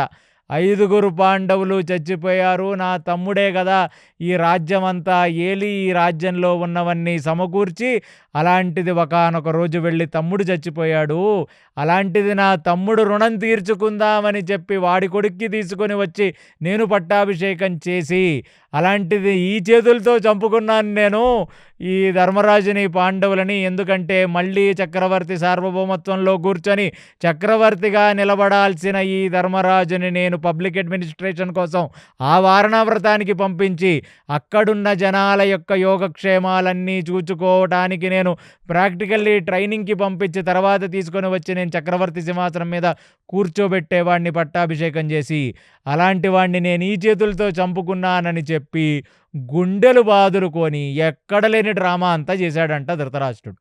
అది చూచిన భీష్మాచార్యులు తల కింద పెట్టుకొని ఏడవటం మొదలుపెట్టారు. ఇదేమి దరిద్రం రా నాయన, ఈ కుటుంబానికి శాపం ఉంది, పిల్లలందరూ యవ్వనంలో చచ్చిపోవడం ఏమిటిరా నాయన, నా తమ్ముళ్ళు పోయారు అలాగా విచిత్ర వీర్యుడు, దాని తర్వాత పాండురాజు పోయాడు, అంటే ఈ కులానికి ఏదైనా శాపం ఉందా, ఇలాగ యవ్వనంలో ఉన్నవాళ్ళు ఇలాగ అకాల మృత్యువు బారిన పడతారా, అందులోనూ దేవతా తేజస్సులతో పుట్టారని చెప్పారే ఋషిపుంగవులందరూ, అలాంటిది ఏమిటి నాయనా, విధి ఆడిన వింత నాటకంలో పాండవులు బలైపోవటం ఎలాగని ఎన్నో రకాలుగా బాధపడ్డాడంట భీష్మాచార్యులు. భీష్ముడిలా బాధపడడం చూచిన ద్రోణుడైతే ఇక అర్జునుడు చనిపోయాడన్న సంగతి జీర్ణించుకోలేకపోయాడు. అసలు వాళ్ళకి ఇది నమ్మశక్యం కావట్లేదు. అదేమిటది, చిన్నప్పటి నుంచి నా తొడల మీద కూర్చుండబెట్టుకొని ఆ అర్జునుడికి ఎన్నో రకాల విద్యలు నేర్పానే, నా ప్రియ శిష్యుడే అర్జునుడు, అలాంటి వ్యక్తి ఒక ఇంట్లో కాలి చనిపోవటం ఏమిటి, ఆ చనిపోయటం అనేది అంటే ఒకవేళ అక్కడ అస్థిపంజరాలు దొరక్కపోయి ఉంటే, ఒక ఆడమనిషి యొక్క అస్థిపంజరం 5 అస్థిపంజరాలు కానీ దొరక్కపోయి ఉంటే వాళ్ళు ససేమిరా వీళ్ళకి ఏమీ కాదు, ఇక్కడ కాలిపోయినా వారెక్కడికన్నా వెళ్ళి ఉండవచ్చునని అనుకునేవాళ్ళు. కానీ వారు కూడా భ్రమపడే అంతగా అస్థిపంజరాలు దొరికాయి అక్కడ. ద్రోణాచార్యుడు అది నమ్మలేని నిజంగా ఆయన నిర్ఘాంతపోయి ఏ మాట మాట్లాడకుండా అలా కూర్చుండిపోయాడు. ఇక వాళ్ళిద్దరూ బాధపడుతున్నారన్న సంగతి గమనించిన ఈ ధృతరాష్ట్రుడు ఇంకా డ్రామా మొదలుపెట్టాడు. అసలు మనిషి పుటకేమిటి, ఈ మరణాలేమిటి, ఈ చావులేమిటి, నాకేం అర్థం కావట్లేదు, అల్లారు ముద్దుగా పెంచుకున్నామే పాండవులు, వీళ్ళు చనిపోయారని చెప్పి ముసలు కన్నీళ్లు కారుస్తూ యాక్ట్ చేస్తుంటే ఆ పక్కన ఉన్న విదురుడు చూస్తున్నాడు ఇదంతా. అరే ఎంత దౌర్భాగ్యుడివిరా నువ్వు! విదురుడు క్యారెక్టర్ అంత మహోత్కృష్టమైన క్యారెక్టర్ ఎందుకు అంటే, చాతగాని వాడు కాదు విదురుడు. ఎలా కాపాడుకోవాలో దేవతా తేజస్సులను బాగా తెలిసిన వ్యక్తి. అలాంటి విదురుడు పక్కన నించొని ఆ ధృతరాష్ట్రుడు ఏడుస్తుంటే, ధృతరాష్ట్రుడు ఏడుస్తున్నాడన్న సంగతి చూచి విదురుడు కూడా ఏడవడం మొదలుపెట్టాడు. అంటే ఆయనకి మనసులో తెలిసిన ఇది ముసలి కన్నీళ్ళు, దీనివల్ల ఎలాంటి ప్రయోజనం లేదని తెలిసినప్పటికీ కూడా ఏడుస్తున్నాడు ఆయన. అంటే ఇక్కడ మీరందరూ గమనించాలి, విదురుడు అమాయకుడు లేకపోతే ధర్మరాజు అమాయకుడు అంటే మీరు అమాయకులు అవుతారు. ఎందుకంటే వాళ్ళు మోసగాళ్ళకే మోసగాళ్ళు. వాళ్ళు ఎవరితో ఎలా ఉండాలో వాళ్ళకి తెలుసు. కానీ ధర్మాన్ని మాత్రమే పట్టుకుంటారు. సో ధర్మాన్ని పట్టుకున్నవాడు బోరింగ్గా ఏమీ ఉండడు. వాడు కూడా బాగా టాలెంటెడ్గా ఉంటాడనమాట. అలా గడిచిన తర్వాత ఇక అక్కడి నుంచి ఏడవలేక, ఇక అలాంటి ఒక మనస్తాపాన్ని భరించలేక ఆ రాజసభ నుండి ధృతరాష్ట్రుడు వెళ్ళిపోయాడు. ఇక అంతఃపురానికి వెళ్ళి ఏడవాలి, వినరాని విషయాన్ని ఏడ్చానని. లోపల మాత్రం ఒక డ్యాన్స్ చేసుకుంటున్నారు. ఇక ఒక్కసారిగా తన రాజ అంతఃపురంలోకి వెళ్ళి దుష్ట చతుష్టయము వీళ్ళు అందరూ చూచి వాళ్ళ లోపల వాళ్ళు ఒకళ్ళకొకళ్ళు థమ్సప్లు ఇచ్చుకొని బయటికి మాత్రం అందరూ బాధపడుతున్నారు. ఇక హస్తినలో అది ఒక విషాద రాత్రి, అది ఒక బ్లాక్ ఫ్రైడే. ఇక హస్తినం మొత్తం కూడా అసలు పాండవులనే వాళ్ళు వాళ్ళ తేజస్సులకు వాళ్ళు ఇలాంటి గతి పట్టకూడదు. కొందరు ఖచ్చితంగా పురోచనుడే వెళ్ళి ఏదో చేశాడని కొందరు పురోచనుడిని తిట్టుకున్నారు. ఎవరినైతే చంపే ప్రయత్నం చేశావో అందుకనే నువ్వు వాళ్ళతో పాటు నువ్వు కూడా చనిపోయావని పురోచనుణ్ణి కొందరు తిట్టుకున్నారట. కొందరు ఇది ఖచ్చితంగా దుర్యోధనుడు చేసిన పనే అని చెప్పి వాళ్ళు నోళ్లు కొరుక్కుంటున్నారంటే దుర్యోధనుడిని చాలా దగ్గరగా చూసిన రాజభటులు అటువైపు ఉన్న వాళ్ళు ఉంటారు కదా, ఇదంతా రూమర్స్ జనాల్లోకి వెళ్ళిపోతాయి. మొత్తానికి అక్కడ 13వ రోజు చేసేశారు. అందరికీ కలిపి ఒకేసారి పిండ ప్రదానాలు అవి పెట్టేశారు. అదే కాకుండా మాసికం పెట్టేస్తున్నారు అక్కడ. ప్రతి మాసికం రోజు వీళ్ళందరూ ఫోటోలు పెట్టుకోవడం, పంతులు గారిని పిలవటం, వాళ్లకు పిండ ప్రదానాలు పెట్టడం, అవి గంగలో లేకపోతే యమునలో కొన్నిసార్లు ఏదన్నా ఒక తీర్థయాత్రలో కలపటం. ఇక ఆ కలుపుతున్న ప్రతిసారి ద్రోణాచార్యుడు, కృపాచార్యుడు, భీష్మాచార్యులు అయ్యో అమ్మో అని వాళ్ళు ఏడవటం. ఇలా దీర్ఘకాలంగా కొనసాగుతుంది. ఇక లోపల ఉన్న దుర్యోధనుడికి, కర్ణుడికి, దుశ్శాసనుడికి, శకునికి మాత్రం ఎక్కడ లేని ఆనందం. వాళ్ళ జీవితంలో వాళ్ళు ఎలాంటి పన్నాగాలు వేయకుండా కొంచెమన్నా వాళ్ళు నెమ్మదిగా ఉన్నారు, ప్రశాంతంగా ఉన్నారు వాళ్ళ జీవితాల్లో. అంటే లాక్షాగృహం ఇన్సిడెంట్ తర్వాత జరిగే ఆ కొంతకాలం మాత్రమే వాళ్ళు ప్రశాంతంగా ఉన్నారు. ఎందుకంటే పాచికలేసి రాజ్యాన్ని లాక్కొని వనవాసానికి పంపించినప్పుడు కూడా వాళ్ళు ఎప్పుడు ప్రశాంతంగా పడుకోవాలా. ఎప్పుడెప్పుడు భీమసేనుడు అర్ధరాత్రి వచ్చి వీళ్ళని చంపేస్తాడా, ఎప్పుడప్పుడు ఏం చేస్తారనే భయంతోనే ఉన్నారంట వాళ్ళు. అంతా ప్రశాంతంగా నడుస్తుంది. ఇక్కడ ఈ పాండవులు కూడా ఏకచక్ర గ్రామానికి వెళ్ళారు. వాళ్ళు భిక్షాటన చేసుకుంటున్నారు. వాళ్ళు అక్కడ తీసుకొచ్చింది తింటున్నారు. ఏ రోజు మళ్ళీ వేదవ్యాసుడు వస్తాడా, మళ్ళీ మాకు చెప్తాడా, అప్పుడు వరకు మేము ఇక్కడే ఉంటామని వాళ్ళు అనుకుంటున్నారు. అంటే వేదవ్యాసుడు ఒక్కసారి విదురుడు పడవెక్కి దాటించిన తర్వాత వేదవ్యాసుడి యొక్క అనుగ్రహం చేత నడుస్తున్న కథ ఇది. ఇప్పుడు ఇక ఒకానొక రోజు వాళ్ళందరూ భిక్షాటనకు వెళ్ళారు. ఆ భిక్షాటన తీసుకొని రావాలి.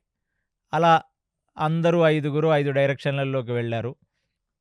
వాళ్ళ ఆ భిక్షాటన తీసుకురావాలని ఎదురు చూస్తున్న కుంతికి పెద్ద పెద్ద ఏడుపులు వినపడ్డాయి. ఏమిటి ఆ ఏడుపులు అంటే, ఎవరింట్లో అయితే వీళ్ళు అద్దెకున్నారో ఆ బ్రాహ్మణుడు ఏడుస్తున్నాడు. ఏమని ఏడుస్తున్నాడు అంటే, ఏమిటి జన్మ, ఎందుకు పుట్టిస్తారో తెలీదు, ఎందుకు చంపుతారో తెలీదు. మధ్యలో కొన్నాళ్ళు పాటు ఒక నాటకం. ఈవిడ నా భార్యని, అతను నా పిల్లడని, ఈవిడ మా కూతురని. అలా నేను తండ్రి పాత్రలు పోషించి పోషించి అలిసిపోయాను. ఇలాంటి దుఃఖం ఎవడికీ రాకూడదురా నాయనా అని ఏడుస్తున్నాను. నువ్వలా ఏడవద్దు నాన్నా, నీ కొడుకుగా కుటుంబ బాధ్యత తీసుకోవలసిన ధర్మం నాది, నేను వెళతానని కొడుకంటున్నాడు. అసలు కొడుకా, నీకు బోలెడంత జీవితం ఉంది, నీకింకా పెళ్లి కాలేదు, నువ్వు వెళ్ళడమేమిటిరా నాయనా? నా యొక్క జన్మ ప్రయోజనం ఏమిటి? నేను ఒక తల్లిగా మీ ఇద్దరికీ జన్మనిచ్చాను, ఒక కూతురికి ఒక కొడుక్కి. ఆయనకు చేయవలసినంత సేవ చేశాను. ఇప్పుడు నేను వెళ్ళిపోయాననుకో, నా బాధ్యత అయిపోయింది, ఎవరికీ నష్టం ఉండదు అని చెప్పి తల్లి ఏడుస్తుంది. కూతురు ఎలాగో నన్ను కన్యాదానం చేసి వేరే వాళ్ళ ఇంటికి పంపించేస్తారు మీరు. అలాంటిది నేను మీకేం పని చేయగలను చెప్పండి? మీకెప్పుడూ నేను ఒక కూతురుగా పుట్టి ఏమీ చేయలేకపోయాను, కాబట్టి నేను పోతానని కూతురు అంటది. అస్సలు మిమ్మల్ని అందరినీ కాపాడాల్సిన ధర్మం నాది, నేను ఉండి మీరు పోవటం ఏంటమ్మా, నేనే పోతానని అంటాడు తండ్రి. ఇక వీళ్ళ మెలోడ్రామా, వీళ్ళ ఏడుపులు, వీళ్ళ కన్నీళ్ళు చూసిన కుంతి అక్కడికి వెళ్ళి, అసలు ఎందుకండి అందరూ పోవటం గురించి మాట్లాడతారు, ఎలాగో పోయే కాలం వస్తే ఆపేవాడెవరు, సో ఎలాగో సమయం వచ్చినప్పుడు పోవాల్సిన సమయం వస్తే వెళ్ళిపోతాం, ఇప్పటి నుంచే పోవడం గురించి ఎందుకు మాట్లాడుతున్నారంటే వాళ్ళు చెప్పారనమాట. మీకేమీ తెలియదమ్మా, మీరు ఈ మధ్య కాలంలోనే గ్రామానికి వచ్చారు. మా గ్రామానికి ఒక పెద్ద సమస్య ఉంది. బకాసురుడు అనే ఒక రాక్షసుడు మమ్మల్ని ఎలా పడితే అలాగ చంపేసి తినేస్తూ ఊరిని నాశనం చేస్తున్న తరుణంలో ఊరు వాళ్ళందరూ ఒక కమిటీ ఏర్పరిచి దానికి బకాసురుడిని పిలిచి, నాయనా నువ్వు మమ్మల్ని హింసించకుండా ఉండాలంటే మేమేం చెయ్యాలని అడిగితే, వాడు దానికి అడిగింది ఏమిటంటే, నాకు బండెడన్నం, 2 ఎద్దులు, దాని తర్వాత రకరకాల పిండి వంటలతో పాటు ఆ రథము, ఎద్దులు, ఆ బండెడన్నము, చాలా పిండి వంటలతో పాటు ఒక వ్యక్తి ఇవన్నీ తోలుకొని వస్తే నేను వాడిని మాత్రమే తింటాను, ఆ ఉన్న పిండి వంటలు, బండెడు అన్నాన్ని మొత్తం కలిపి తినేస్తాను ఎద్దుల్ని సహా. ఇలాంటి ఒక పరిస్థితుల్లో మాత్రమే నేను మిమ్మల్ని చంపను అని చెప్తే, మా దౌర్భాగ్యం ఏమిటంటే ఇలాంటి ఒక కమిటీ అక్కడికి బకాసురుడు వచ్చినప్పుడు మా రాజుగారు కూడా వచ్చారు మా దౌర్భాగ్యానికి. ఎందుకంటే మమ్మల్ని కాపాడాల్సింది ఆ రాజుగారి. ఆ రాజుగారు కూడా ఇలాంటి ఒక ఆఫర్ నేను ఎప్పుడూ చూడలేదు, ఇదే ది బెస్ట్ ఆఫర్, నేను ఇప్పటి వరకు చూసిన అన్ని ఆఫర్లలోకి ఇంతకంటే బెస్ట్ ఆఫర్ ఇంకోటి ఉండదని చెప్పి ఆ బకాసురుడు చెప్పింది చెప్పినట్టుగా చెయ్యండని చెప్పి వెళ్ళిపోయాడమ్మా. వాడు రాజు, మమ్మల్ని కాపాడాల్సిన వాడు, ఆ బకాసురుడిని సంహరించాల్సిన వాడే వచ్చి ఆ బకాసురుడు చెప్పింది చెప్పినట్టుగా చెయ్యమని వెళ్ళిపోయాడు. ఇది ఒక అరాచకత్వం అమ్మా, ఇక్కడికి దౌర్భాగ్యం కొద్దీ మీరు వచ్చారమ్మా ఈ ఏకచక్ర గ్రామానికి అన్నాడు. అప్పుడు కుంతిగాలిలో చూసింది, అమ్మా మా మామగారైన వేదవ్యాసుడు కనపడి మమ్మల్ని ఏకచక్ర గ్రామానికి ఎందుకు పంపించారా అని ఇన్ని రోజులు అనుకున్నాను.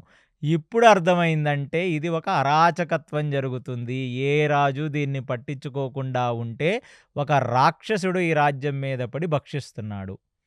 కాబట్టి ఇప్పుడు నాకు అర్థమైంది ఇక్కడికి ఎందుకు వచ్చామో, మేము ఎందుకు నాటకం ఆడుతున్నాం అని. ఎందుకంటే వాళ్ళు అన్ని రోజులు వెయిట్ చేస్తున్నారు, వేదవ్యాసుడు వెళ్ళమన్నాడు, వెళ్ళిపోయారు, అక్కడ భిక్షాటం చేసి బ్రతుకుతున్నారు. మళ్ళీ వస్తానన్నాడు సమయం చూసి, ఎందుకు వస్తాడో ఇప్పుడు కుంతికి అర్థమయ్యి ఇప్పుడేమిటి, ఇప్పుడు మీ ఇంట్లోంచి ఒకడు వెళ్ళాలి అంతే కదా అంటే, అవునమ్మా అంతే అనగానే, నేను మీ ఇంట్లో మనిషినే, నేను మీ ఇంట్లో అదుకున్నాను, దాన్నే ఉంది, నా కొడుకును పంపిస్తానని ఆ మాట అనటంతో అక్కడ ఉన్నవాళ్ళందరూ షాక్ అయ్యి నోరు వెళ్ళబెట్టుకొని ఒక నిమిషం చూస్తూ ఉన్నారు. ఏమన్నావు సరిగ్గా వినపడలేదమ్మా అన్నారు. మీరు విన్నది కరెక్టే, మీ పిల్లల్ని పంపించడం ఏముంది, నాకు 5గురు ఉన్నారు, అందులో ఒకటి నేనే పంపిస్తానంది. అసలు ఈ భూప్రపంచం మీద ఎంత క్రూరురాలైన తల్లి కూడా ఇలాంటి ఒక ప్రతిపాదన చేయదు. అమ్మో నా జోలికి రావట్లేదులే, పోతే వీళ్ళ పిల్లలు పోతారు అనుకుంటుంది కదా. అది చూసి నెత్తిన చెయ్యేసుకున్నాడు ఆ బ్రాహ్మణుడు. ఇదేమిటమ్మా, నువ్వు మా ఇంట్లో అద్దెకొచ్చావు, అందులోనూ ఒక మొగుడు లేని దానివి, అందులోనూ పిల్లలు వయసుకు వచ్చారు, వాళ్ళను పంపిద్దామని ఎందుకు అంటుకుంటున్నావమ్మా, వద్దులే అమ్మా, ఆ బాధలేదో ప్రారంధం ఏదో మేమే పడతామని. మీరేమీ వరీ కాకండి, మీకు అంతగా మీ సత్వగుణం అడ్డొచ్చి మేము అలాగా మా చావుని మేము ఇంకొకళ్ళని బలి చేయాలని అనుకోవట్లేదు అని మీరు అనుకుంటే, నా కొడుకులకు కొన్ని అద్భుతమైన శక్తులు ఉన్నాయి కాబట్టి మీరు నా మాట విని ఈ ఒక్కసారి మా వాడిని పంపిద్దాం, తర్వాత మీకే అర్థమవుతుంది అంది.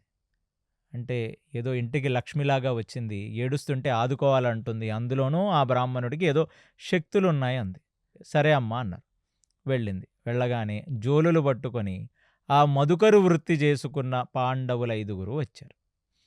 అంతా భోజనం గీజనానికి సమకూర్చిందాం. భీముడిని పిలిచింది. భీముడిని పిలిచి, నాయనా ఇవాళ నీకు విశేషమైన విందుంది.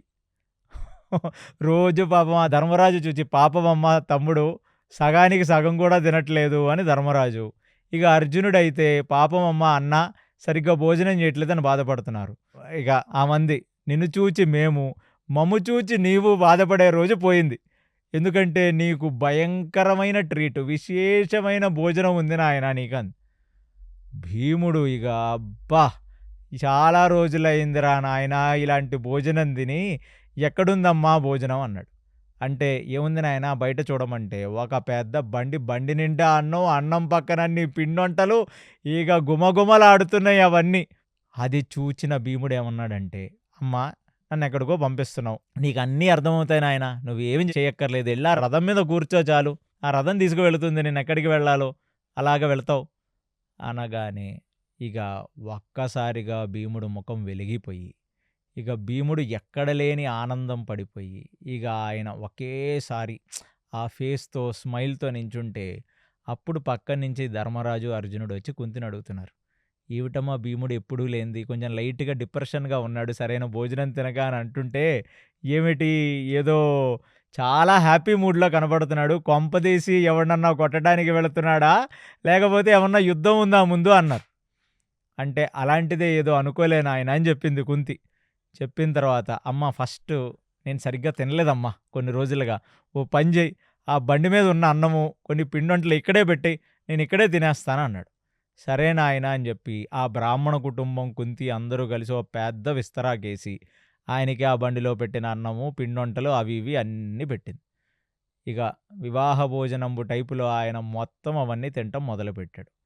ఏమనుకున్నాడో ఏమో, కొంచెం సేపు తిన్న తర్వాత అమ్మో నా తిండి చూసి వీళ్ళు భయపడతారనుకున్నాడో, లేదా వీళ్ళ ముందు తింటే నన్ను పసిగడతారనుకున్నాడో, లేదా అసలు ఎవరో తెలియని వాళ్ళ ముందు తింటే దిష్టి తగులుతుంది అనుకున్నాడో, ఇక అయిపోయిందమ్మా చాలు, ఇక నేను ఆ బండి మీద కూర్చుంటానన్నాడు.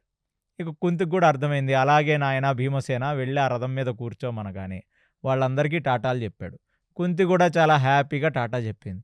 ఇదంతా చూసి బ్రాహ్మణుల ఆమెది కాన్ఫిడెన్సో, ఓవర్ కాన్ఫిడెన్సో, లేకపోతే ఆమె ఏమన్నా సవతి తల్లో, అసలు ఏమిటి ఇక్కడ జరుగుతుంది ఏమీ అర్థం కాక నిర్ఘాంతపై చూస్తున్నారు అక్కడ. ఊరు దాటింది, జనాలందరికీ హ్యాపీగా అందరూ ఒకళ్ళ నోళ్ళు ఒకళ్ళు కొరుక్కుంటున్నారు, ఏమిటిరా నాయన ఇది, ఎవరెవరు వెళ్ళాలి అని అనుకుంటున్న ప్రతిసారి ఆ కుటుంబం ముందు ఏడుపులు పెడబొబ్బులు, ఎవడో చచ్చినంత ఇది చేస్తుంటారే, అలాంటిది ఈసారి ఏమిటిరా నాయన వెళ్ళేవాడు చాలా ఆనందంగా వెళ్తున్నాడు, దాని తర్వాత సాగనంపేవాళ్ళు ఇంకా మహా ఆనందంగా సాగనంపుతున్నారు, ఇదేమిట్టూరం అని చెప్పి ముక్కుల మీద వేలేసుకున్నారు. ఊరు దాటింది.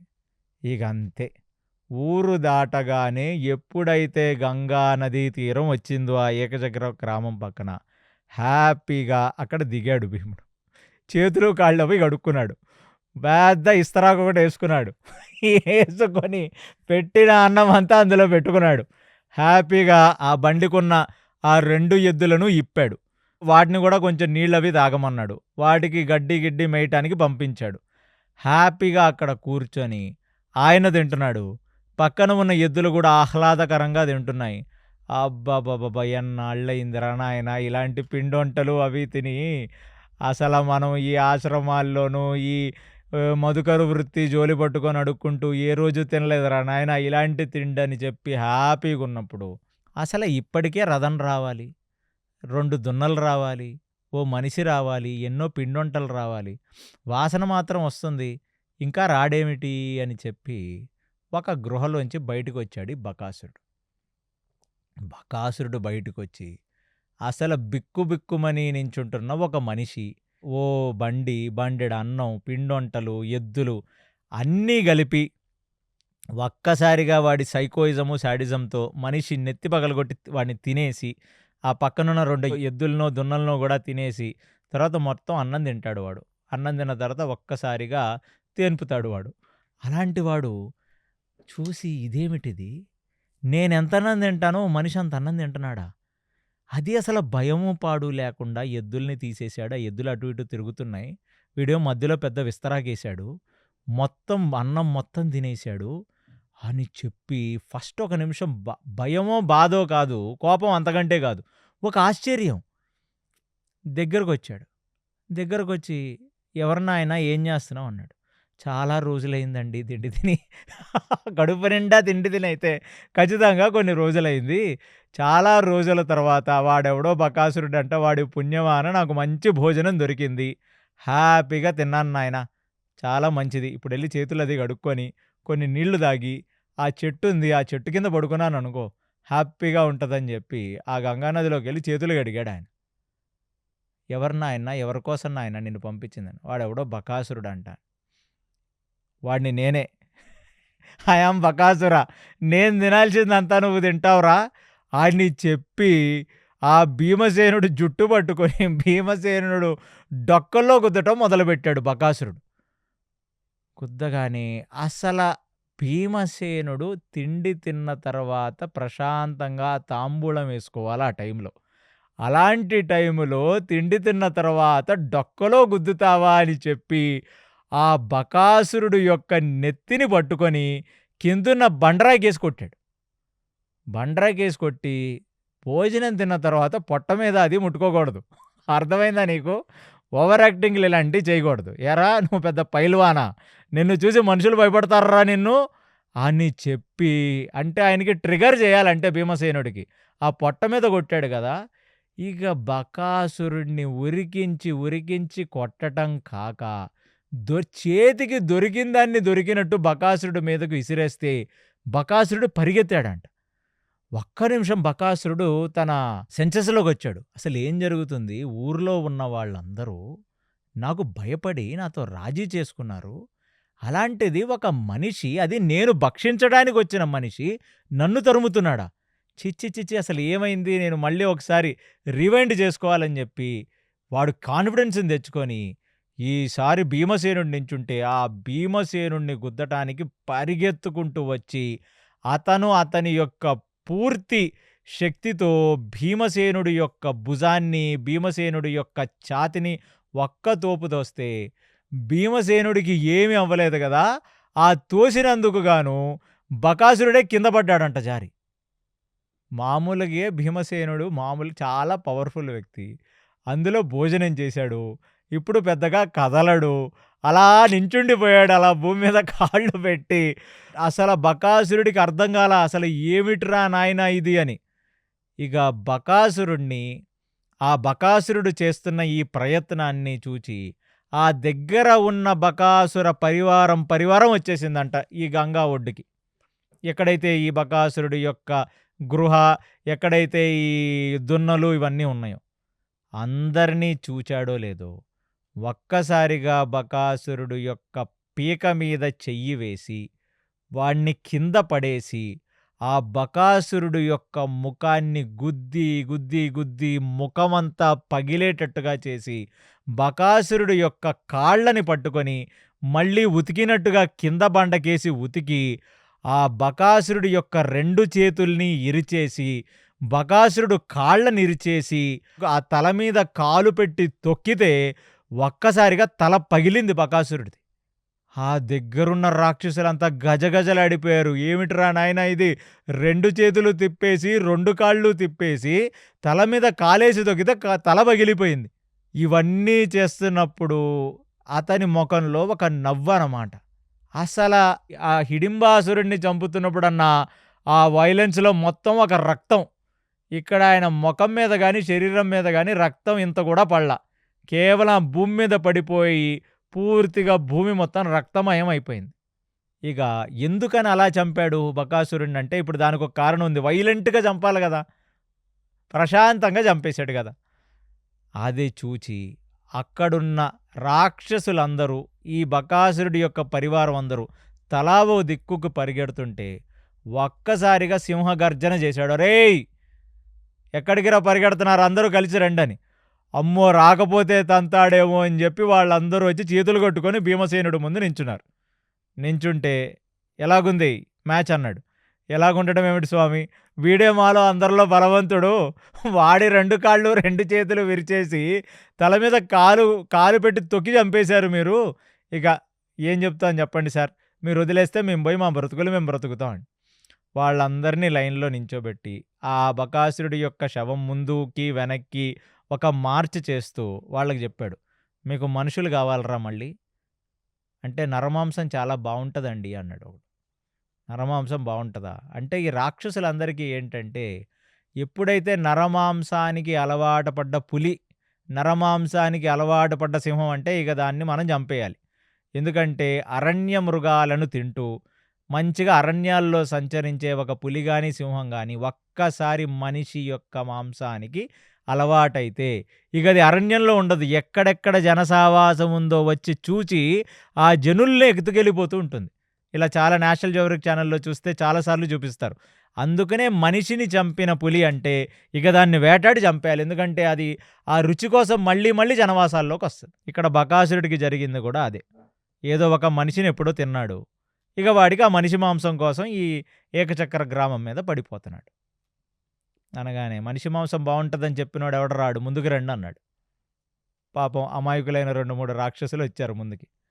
మళ్ళీ మీ జీవితంలో మనుషుల జోలికి మీరు వెళ్ళారనుకో, అంటే మీరు ఇలా తొక్కి చంపేస్తారని.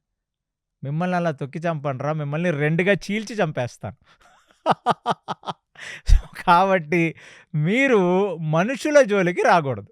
మీకు అది ఎంత టేస్టీ ఫుడ్ అయినా మనుషుల జోలికి మీరు రాకూడదు. అవునా కాదా అంటే, కాదంటే ఏం చేస్తారన్నాడు ఒకడు. అంటే నేను హాస్యాస్పదంగా చెప్తున్నాను, కాదంటే అందరినీ కలిపి ఇప్పుడే చంపేస్తానన్నాడు.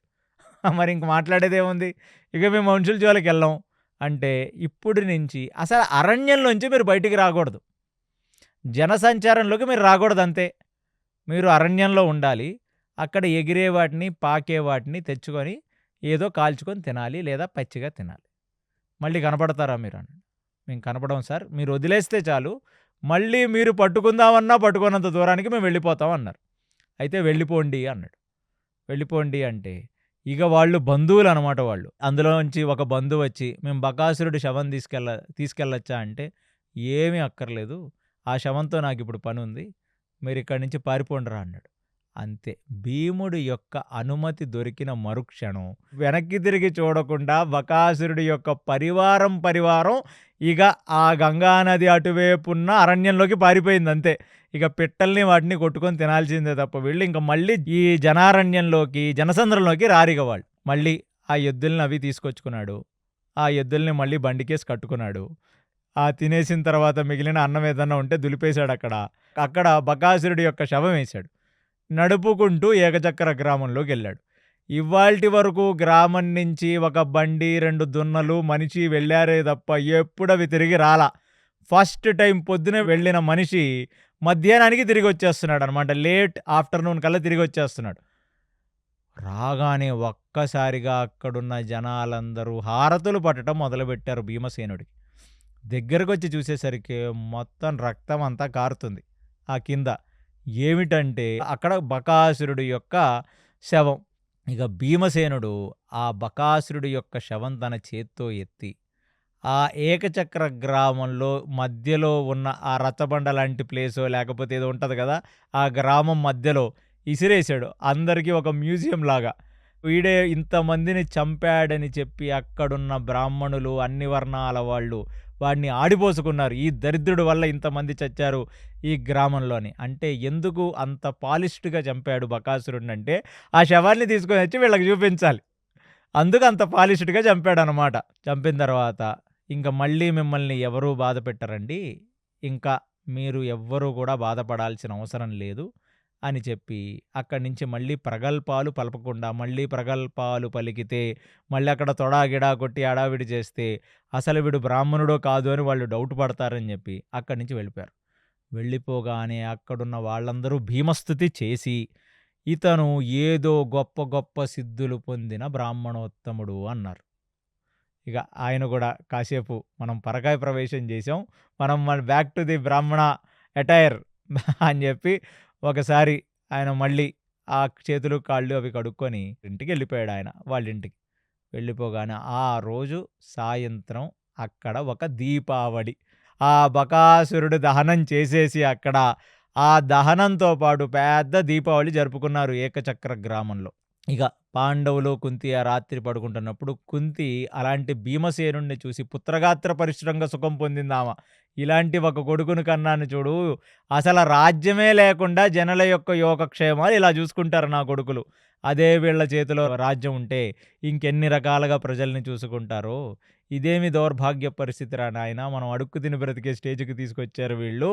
మళ్ళీ మా మామగారైన వ్యాసుడు ఎప్పుడొస్తాడు అని ఆమె ఎదురు చూస్తూ ఉండటంతో ఇవాళ ఈ ఎపిసోడ్ ఇక్కడితో ముగిస్తూ, కృష్ణాయ వాసుదేవాయ హరయే పరమాత్మనే ప్రణత క్లేశనాశాయ గోవిందాయ నమో నమః. సర్వం శ్రీకృష్ణార్పణమస్తు. హరి ఓం. విన్నారు కదండి, భీమసేనుడు పాండవుల్ని మరియు కుంతిని లాక్షగృహం నుంచి ఎలా రక్షించాడో. అలాగే వాళ్ళు అరణ్యంలోకి వెళ్ళిన తర్వాత అక్కడ హిడింబాసురుణ్ణి వధించడం, అలాగే హిడింబను పెళ్లి చేసుకోవడం, దాని తర్వాత ఘటోత్కచుని జననం మన కేసీ గారు వివరించారు. ఆ తర్వాత అక్కడికి వచ్చిన వ్యాస మహర్షి ఆయన ఆదేశం మేరకు వీళ్ళు ఏకచక్ర గ్రామానికి వెళ్ళడం జరిగింది. ఏకచక్ర గ్రామంలో అక్కడ ప్రజలందరినీ బకాసురుడు పీడించడం చూసి కుంతిదేవి ఆదేశం మేరకు భీముడు బకాసురుణ్ణి వధించాడు. ఆ తర్వాత ఏం జరగబోతుంది అనేది నెక్స్ట్ ఎపిసోడ్లో తెలుసుకుందాం. Stay tune to KC talks. Hare Krishna. కృష్ణాయ వాసుదేవాయ హరయే పరమాత్మనే ప్రణత క్లేశనాశాయ గోవిందాయ నమో నమః.